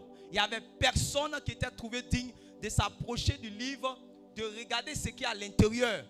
C'est-à-dire de déceler les sceaux et de regarder ce qui est à l'intérieur. Et on dit il n'y a personne dans le ciel, il n'y a personne sur la terre et il n'y a personne sur la terre qui peut regarder ce qui est à l'intérieur de ce livre. Jusqu'à Jean même a commencé à pleurer. Parce qu'à l'intérieur de ce livre, on voulait voir dans ce livre-là, est-ce que c'est possible de passer des ténèbres à la lumière? Est-ce que c'est possible que là où le péché a abondé, la grâce surabonde? Parce qu'aujourd'hui même les gens se posent des questions. Si un homme a fait beaucoup de tatouages sur sa vie comme ça, jusqu'à même il a fait tout mais il a dépassé Lil Wayne. S'il croit en Jésus, est-ce que Jésus peut le pardonner? C'était écrit dans le livre là. Est-ce qu'un homme qui est le jumeau d'un certain Balthazar, est-ce que si un jour il regarde son péché, qu'il croit en Jésus, est-ce qu'il peut changer de vie? C'était dans ce livre là. Qui est avec moi ici? Est-ce que quelqu'un qui était le chef des microbes, qui a égorgé les gens, est-ce que lui aussi, si on lui prêche l'évangile, il peut changer de vie? Est-ce que quelqu'un, lui-même il a dépassé l'homosexualité, il fait ce qu'on appelle c'est-à-dire les transsexuels? Je me rappelle en 2015, ma cousine qui était aux États-Unis, je lui demande, est-ce que tu connais les transsexuels? J'entends parler. Elle dit, il ne faut pas parler ici là. C'est comme chaque 6 mois. C'est chaque 6 mois. Les gens, les garçons aujourd'hui, 6 mois après, il est femmes, 6 mois après, les garçons. Que d'autres déménagent, ils vont même se marier en Espagne. Il revient. Il m'a montré cette photo là. Donc il dit, c'est qui celle-là? Il dit, c'est pas celle-là. Celle que j'ai vue là, elle peut gagner Miss Côte d'Ivoire. Mais il dit, c'est tout un garçon qui est là. Donc, on se pose aussi la question, une telle personne, si Jésus, on lui prêche, le pasteur Christian lui parle de Jésus, est-ce que la personne aussi là a droit au salut? Mais le livre là était fermé. On ne peut pas regarder, c'est-à-dire que pour avoir la réponse. Donc, l'apôtre Jean a commencé à pleurer. Il dit, mais quel sera le sort de ces personnes? Il dit, mais qu'est-ce qu'on pourra faire pour ces personnes? Ils sont déjà destinés à périr loin de Dieu dans les flammes inextinguibles de l'enfer. Qu'est-ce qu'on peut faire pour ces personnes? Donc, ça dit, Jean même commence à pleurer parce que leur fin même sera terrible. Mais il y avait un vieillard qui était là à côté. Il dit, ne pleure pas. Arrête de pleurer. Arrête de pleurer. Arrête de pleurer. Car l'agneau que tu vois à côté a été immolé pour résoudre ce problème. Il a été immolé pour eux. C'est pour ça que Jésus dit, il n'est pas venu pour appeler les justes. Il est venu pour appeler les pécheurs à la repentance. Ce n'est pas pour ceux qui se portent bien que Jésus est venu. C'est pour les gens qui sont comme les Balthazar. C'est pour eux que Jésus est venu les transformer. Ça veut dire qu'il y a un niveau de vie où le diable pense que c'est fini, il a gagné. Mais Jésus dit non. Mon sang là est capable de pardonner tous les pécheurs de la terre. Si et seulement s'il décide d'abandonner pour croire en moi. Sinon Jésus là, écoutez très bien, ouvrez les oreilles. Il n'y a pas un homme pour lequel Jésus n'est pas mort. Son sang est versé pour tout le monde. Oui, oui. Seulement, pourquoi nous aujourd'hui nous sommes changés? C'est parce qu'on a entendu que il a déjà payé pour nous. J'ai dit, c'est vrai, moi aussi. Il me masturbe tous les jours. Hein. Il a déjà payé mon péché aussi. Comme, tu es sûr? Moi ici, je suis le premier des pécheurs. Je vole ici. On dit oui, il a déjà payé pour toi aussi. Donc, si j'abandonne aujourd'hui, là, c'est fini. C'est fini. C'est fini. C'est fini. L'agneau a été immolé. Son sang est versé. C'est déjà fini. C'est pour ça qu'il a dit, tout est accompli. Tout est accompli. La seule chose réellement qui va faire que ça sera vrai dans ta vie, c'est d'abandonner maintenant la chose. Et crois que dès que tu crois en lui qui a été sacrifié, tu es justifié. C'est fini. Alléluia. C'est ça qui représente aujourd'hui l'année de grâce. Tant que tu es encore en vie. Maintenant, l'année de grâce aussi représente quelque chose de très important pour vous qui avez déjà fait alliance avec Jésus. Et on va finir par là. Est-ce qu'on peut acclamer le Seigneur Jésus?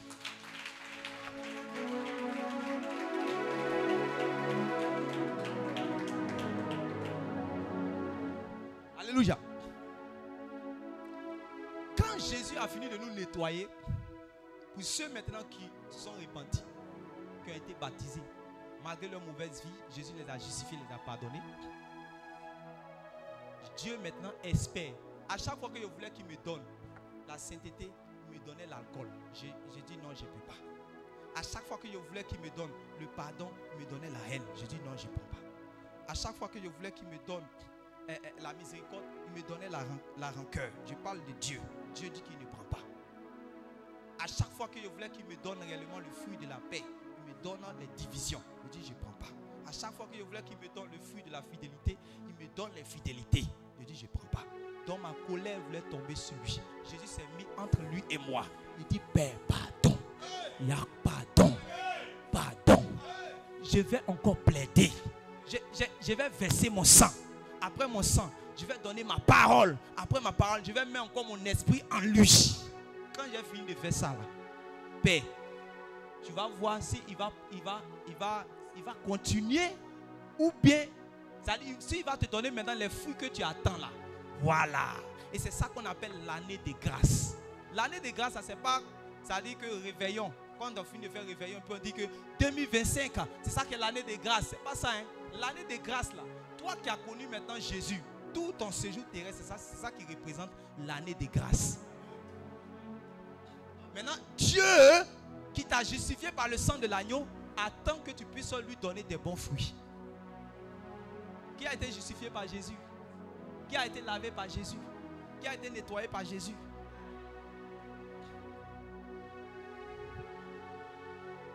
Il y a un cantique qui me vient à l'esprit.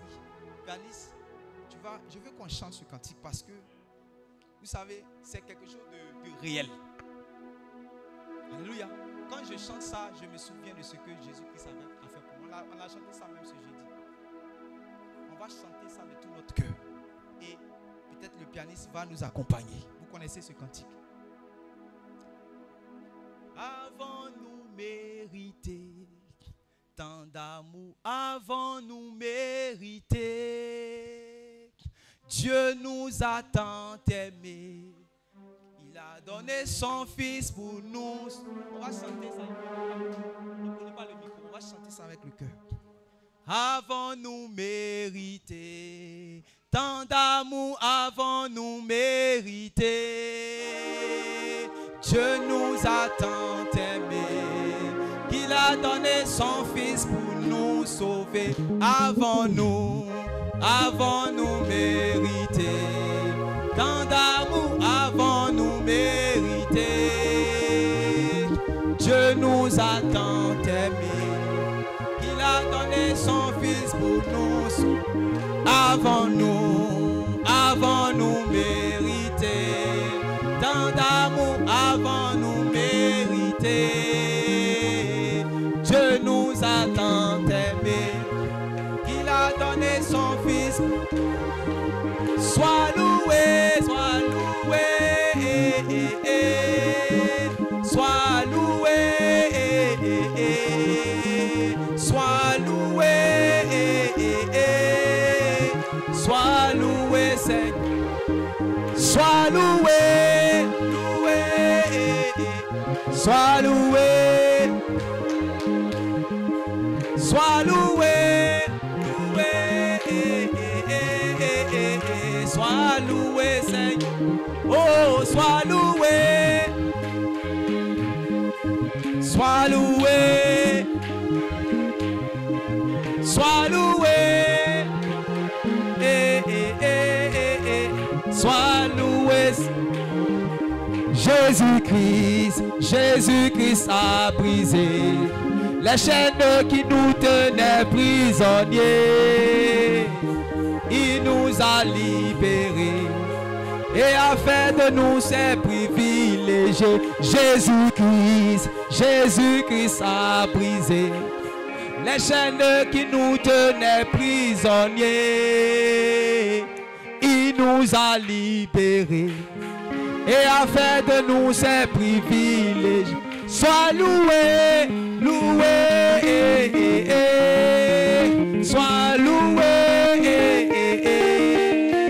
sois loué, sois loué, Seigneur. Oh, Sois loué. Sois loué.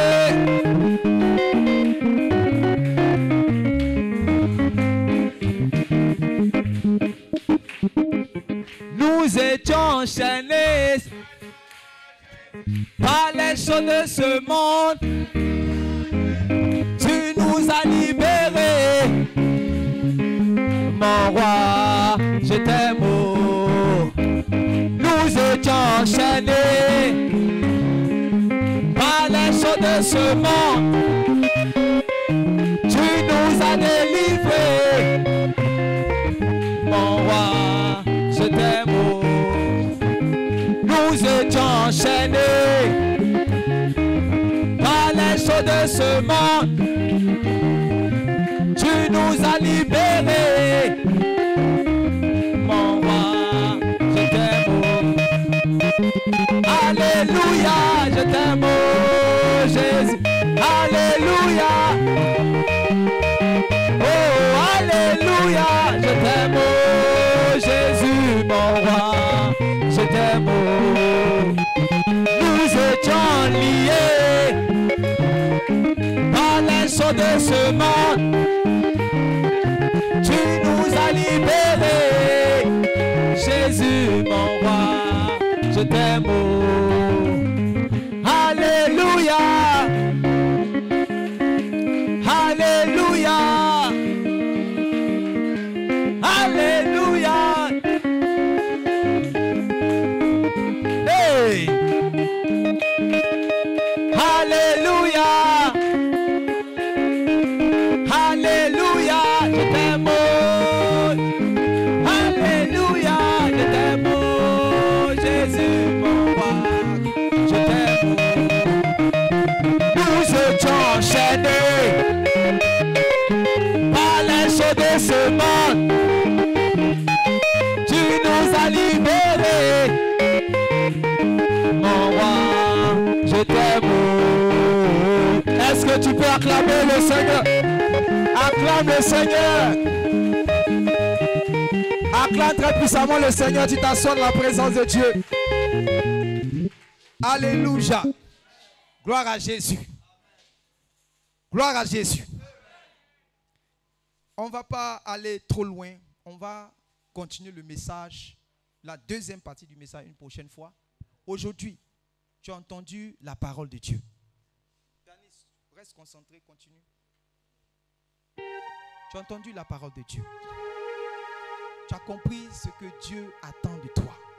Ce que Dieu veut de toi. Tu as vu même les témoignages ce matin. Quand j'écoutais ce témoignage, mes larmes coulaient à l'intérieur de moi. Mais mes larmes coulaient en mettant des larmes de joie parce que je voyais l'amour de Jésus-Christ. Elle m'a rendu son témoin ici, vous avez vu. Elle a dit, quand elle est venue ici, voici dans quel état elle était. Et voici ce que Jésus-Christ est en train de faire dans sa vie. Je crois dans la semaine même, j'étais en train de parler pour ceux avec les serviteurs de Dieu ici, quand on avait l'école du ministère. Je parlais, je dis, regardez ce que Dieu est en train de faire dans la vie de cette jeune fille. Quand elle est venue ici, on n'a pas jugé.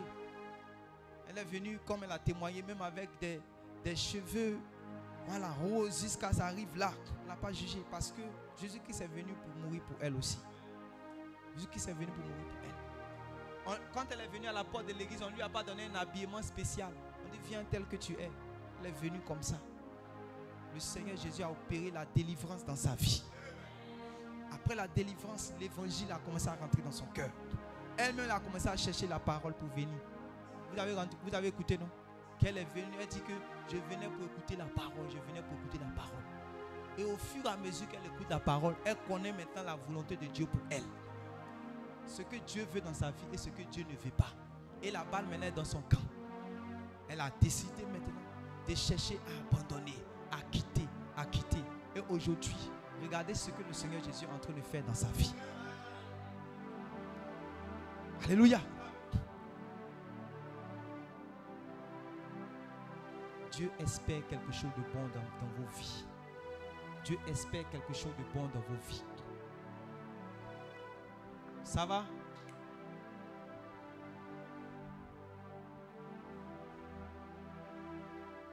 Le Seigneur parle à ton cœur ce matin. Et il me dit de te dire, ne résiste pas à sa voix. Ne résiste pas à sa voix. Je vois autour de toi beaucoup de jeunes. Ils sont liés par deux choses, deux ou trois choses. Première chose qui les fatigue, je vois la cigarette et la drogue. Tu comprends ce que je dis? Tu confirmes ce que je dis? Deuxième chose, je vois l'alcool. L'alcool, ils sont dans l'alcool.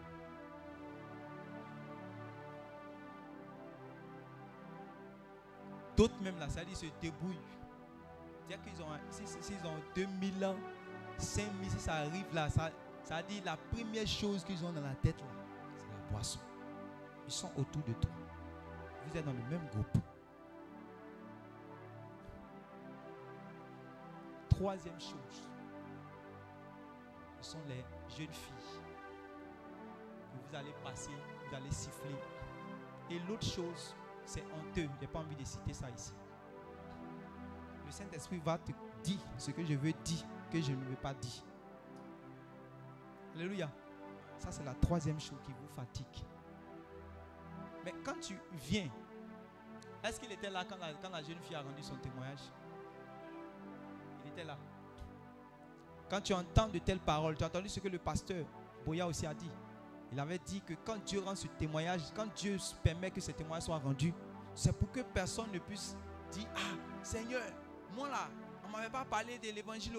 Moi là, c'est à cause de mes problèmes que je vendais mon corps. Moi, c'est parce que mes parents m'ont abandonné que je vivais dans la drogue. Moi, c'est parce que personne ne puisse parler au jour du jugement. Parce qu'il y avait des gens qui étaient dans une situation plus difficile que toi. Mais quand ils ont entendu l'évangile, ils ont changé de vie. Est-ce que vous êtes avec moi ici? Dieu t'appelle à la repentance. Mais je vois aussi autour de toi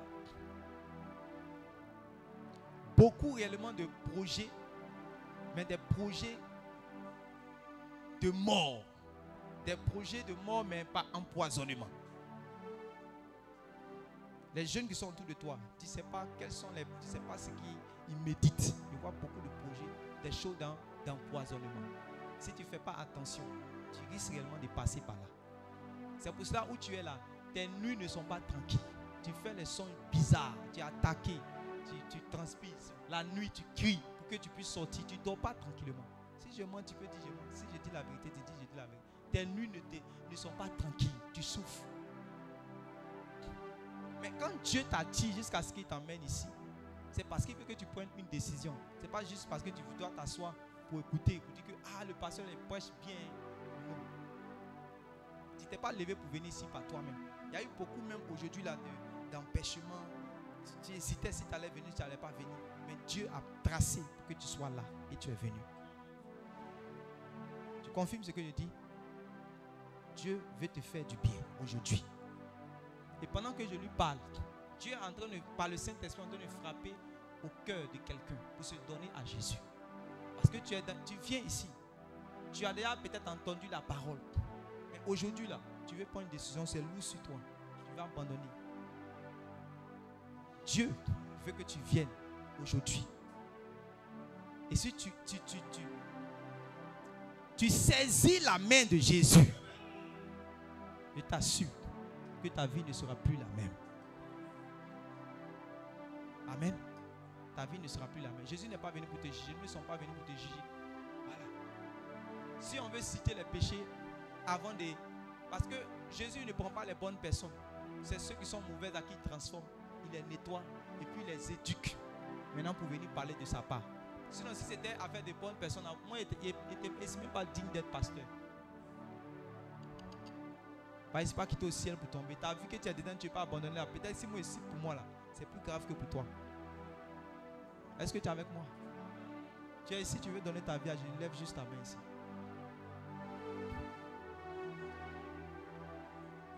Quand on dit donner sa vie à Jésus là, vous comprenez ce que ça veut dire?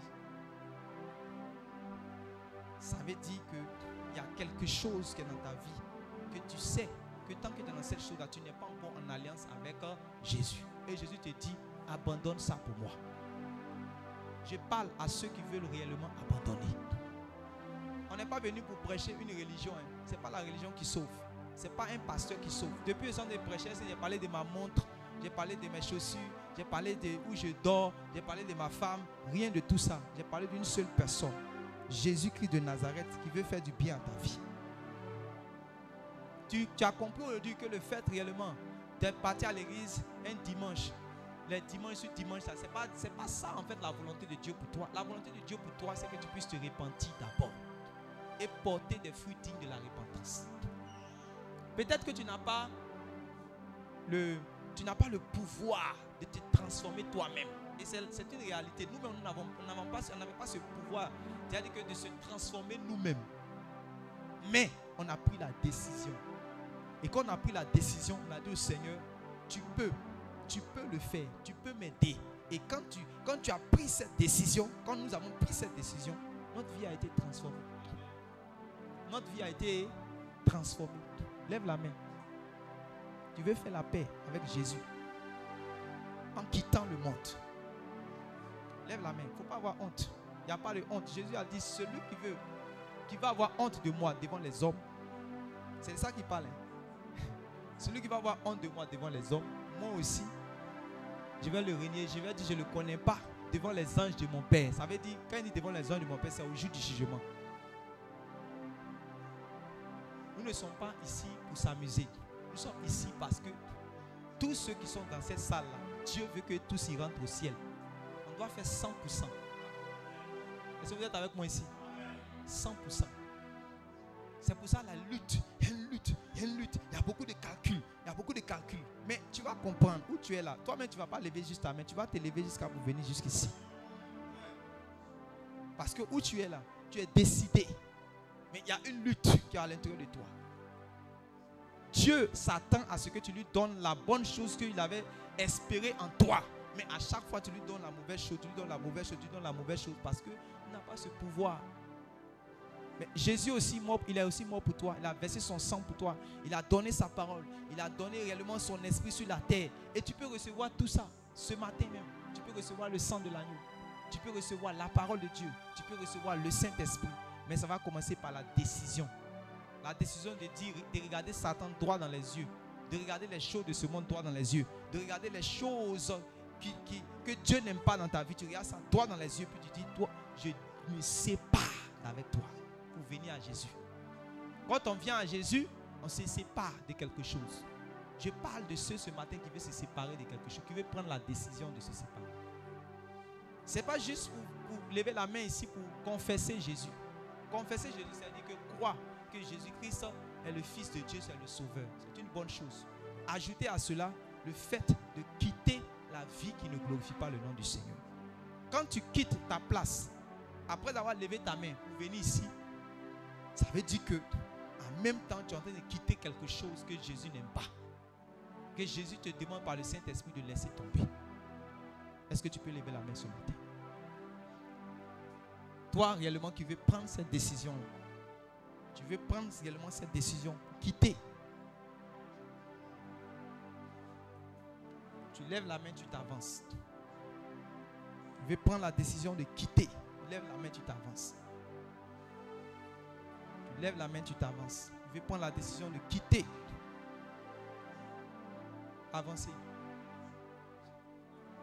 Ceux qui ont pris la décision de quitter.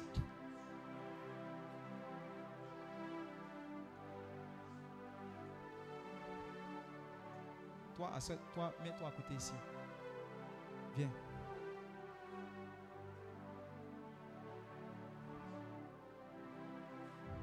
Tournez-vous ici comme ça.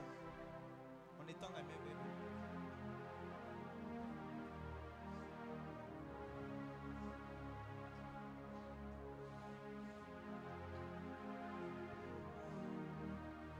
Dis un mot.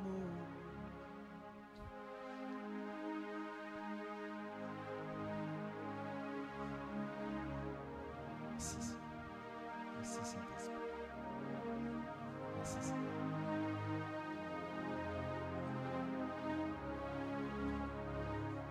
Merci Saint-Esprit.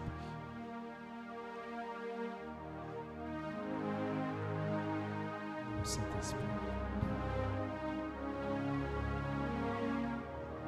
Oh Saint-Esprit.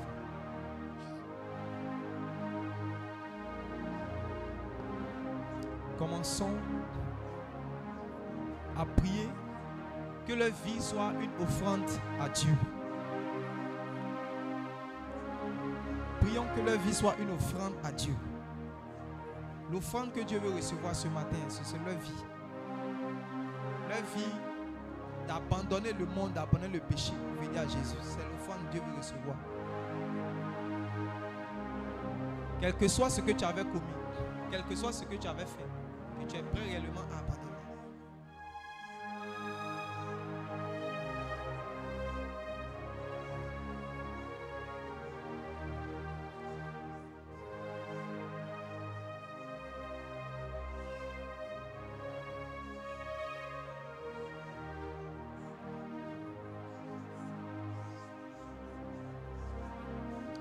Seigneur Père, levez les mains vers les cieux.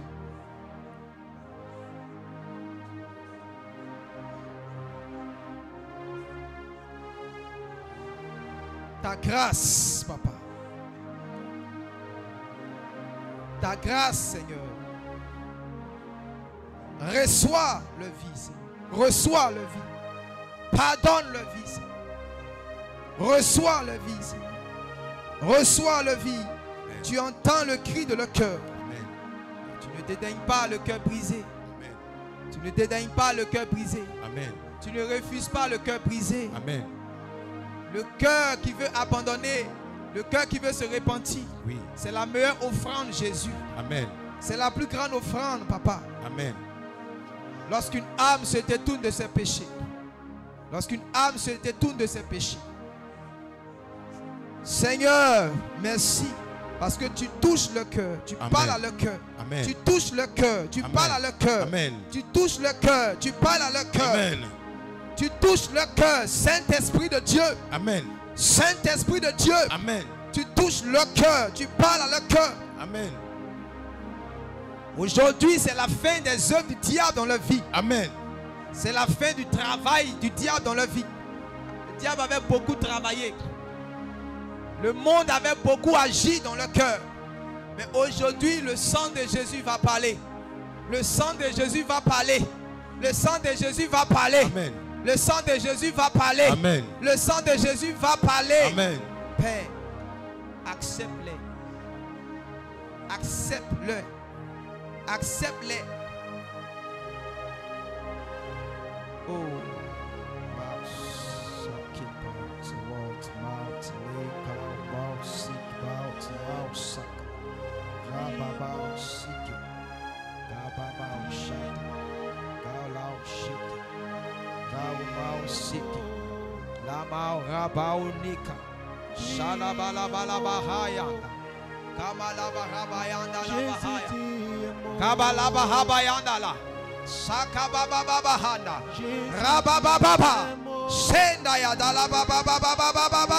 Sors d'elle. Esprit impur, tu sors d'elle. Quitte sa vie. Libère sa vie. Tu as été démasqué. Tu as été dévoilé. Tu n'as plus de place dans son corps. Tu utilises son corps à la débauche. Tu es une sirène blanche et tu l'emmènes à faire des choses. Aujourd'hui, tu es démasqué par la lumière de Jésus-Christ. Tu vas libérer son corps. Je vais compter jusqu'à 7. De là d'où tu viens. De là d'où tu viens. J'envoie le feu sur toi. J'envoie le feu sur toi. J'envoie le feu sur toi. J'envoie le feu sur toi. J'envoie le feu sur toi. J'envoie le feu sur toi. J'envoie le feu sur toi. J'envoie le feu sur toi. Tu vas pousser ton cri. Ton dernier cri dans ce corps. Et tu vas libérer sa vie. Et tu vas partir. Et tu vas partir.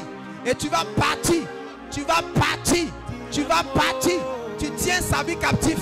Tu es vaincu. Ce matin même, tu pars. Je dis 1, 2, je dis 3. Tu pars. Tu pousses ton cri. Tu pars. Tu pousses ton cri. Tu pars. Sors. Sors. Sors d'elle.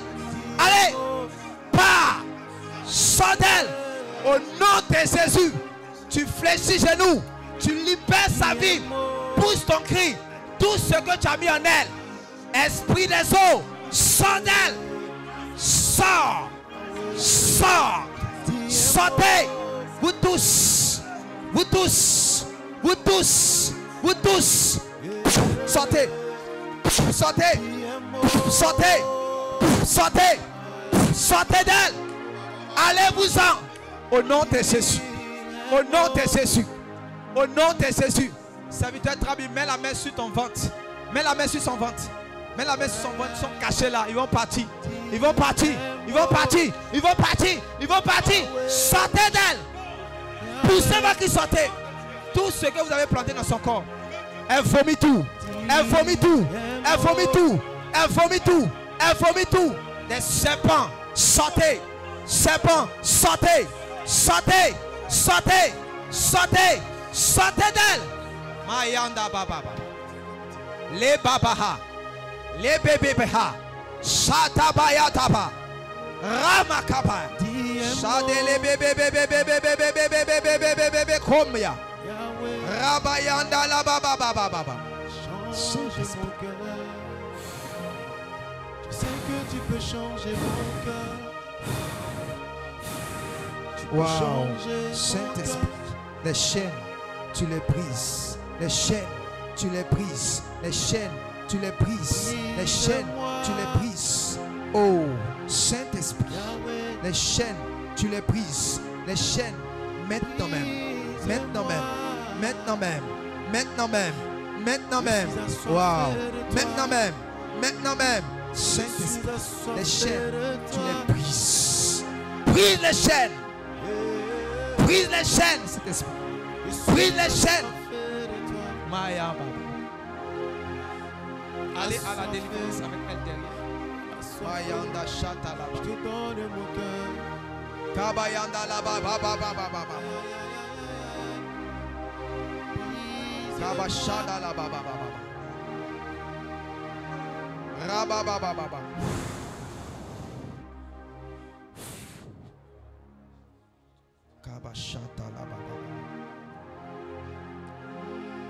Saint-Esprit, prends-la. Prends Saint-Esprit. Prends Saint-Esprit. Prends Saint-Esprit. Prends-la, Saint-Esprit. Prends-la, Saint-Esprit. Il y a beaucoup de réclamations dans sa vie. Beaucoup de réclamations depuis le village. Depuis le village. Je vous donne l'ordre maintenant même. Lâchez sa vie. Libérez sa vie. Partez au nom de Jésus. Je compte jusqu'à 5. 1, 2, 3, 4, 5. Partez. Au nom de Jésus. Partez de sa vie. Au nom de Jésus. Libérez sa vie. Vous ne voulez pas qu'elle donne sa vie à Jésus. Partez, sortez. Au nom puissant de Jésus. Pasteur Boya, tu vas prendre tous le nom. Vous allez vous occuper d'eux. Après, amen final. Ils vont passer par la repentance. Ils vont passer par la délivrance. Et ils vont passer aux eaux du baptême. Est-ce qu'on peut acclamer le Seigneur Jésus? Brise-moi. Jésus, dis un mot. Dis un mot. Dis un mot. Jésus, dis un mot. Dis un mot. Dis un mot. Jésus, dis un mot. Jésus, dis un mot. Dis un mot. Dis un mot. Jésus, dis un mot. Dis un mot. Dis un mot. Dis un mot. Jésus, dis un mot. Jésus, dis un mot. Dis un mot. Dis un mot. Jésus, dis un mot. Dis un mot. Dis un mot. Dis un mot. Jésus, parle-moi, oh. Jésus, parle-moi. Parle-moi, Parle-moi. Jésus, parle-moi. Jésus, parle-moi. Parle-moi, Parle-moi. Jésus, parle-moi, oh. Jésus, parle-moi. Parle-moi. Parle-moi. Jésus, guéris-moi, oh. Jésus, guéris-moi. Guéris-moi. Guéris-moi. Jésus, guéris-moi. Jésus, guéris-moi. Guéris-moi. Guéris-moi. Jésus, entends-moi, oh. Jésus, entends-moi. Entends-moi. Entends-moi. Entends-moi. Entends-moi. Jésus, parle-moi. Jésus, parle-moi. Parle-moi. Parle-moi. Parle-moi. Parle-moi. Jésus, parle-moi. Jésus, parle-moi. Parle-moi. Parle-moi. Parle-moi. Parle-moi. Je veux prier pour toute personne. Pendant que tu lèves la main, je vais prier pour toi. C'est vrai que nous n'avons pas abordé cette partie aujourd'hui. Mais je vais déjà commencer à prier pour toi. Que tu puisses donner des fruits qui plaisent à Dieu. Que ta vie soit un arbre qui donne des fruits qui plaisent à Dieu. Que lorsque Dieu viendra à ta vie pour récupérer ce qu'il veut, que tu puisses lui donner cela au nom de Jésus. Et ce que Dieu n'a pas planté en toi, que cela soit arraché et déraciné. Que cela soit arraché et déraciné. Que cela soit arraché et déraciné. Tu donneras des fruits de fidélité. Tu donneras des fruits de justice. Amen. Tu donneras des fruits de bonté. Amen. Tu donneras des fruits de paix. Amen. Tu donneras des fruits de sainteté. Amen. Tu donneras des fruits de joie. Amen. Tu donneras des fruits de grâce. Amen. Tu donneras des fruits de miséricorde. Amen. Au nom de Jésus. Au nom de Jésus. Amen. Au nom de Jésus. Amen. Merci Seigneur. Merci, Jésus. Amen. Amen. On acclame le Seigneur Jésus.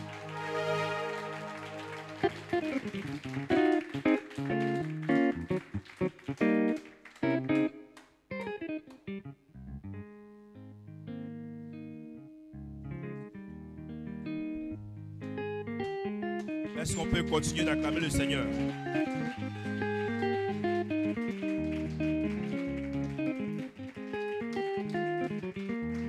C'est faible, c'est faible, c'est faible, c'est faible, c'est faible, c'est faible.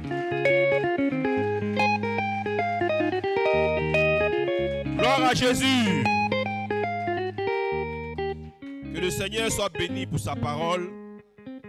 Et je veux encore bénir le Seigneur pour l'instrument qui s'est choisi ce matin pour nous faire du bien.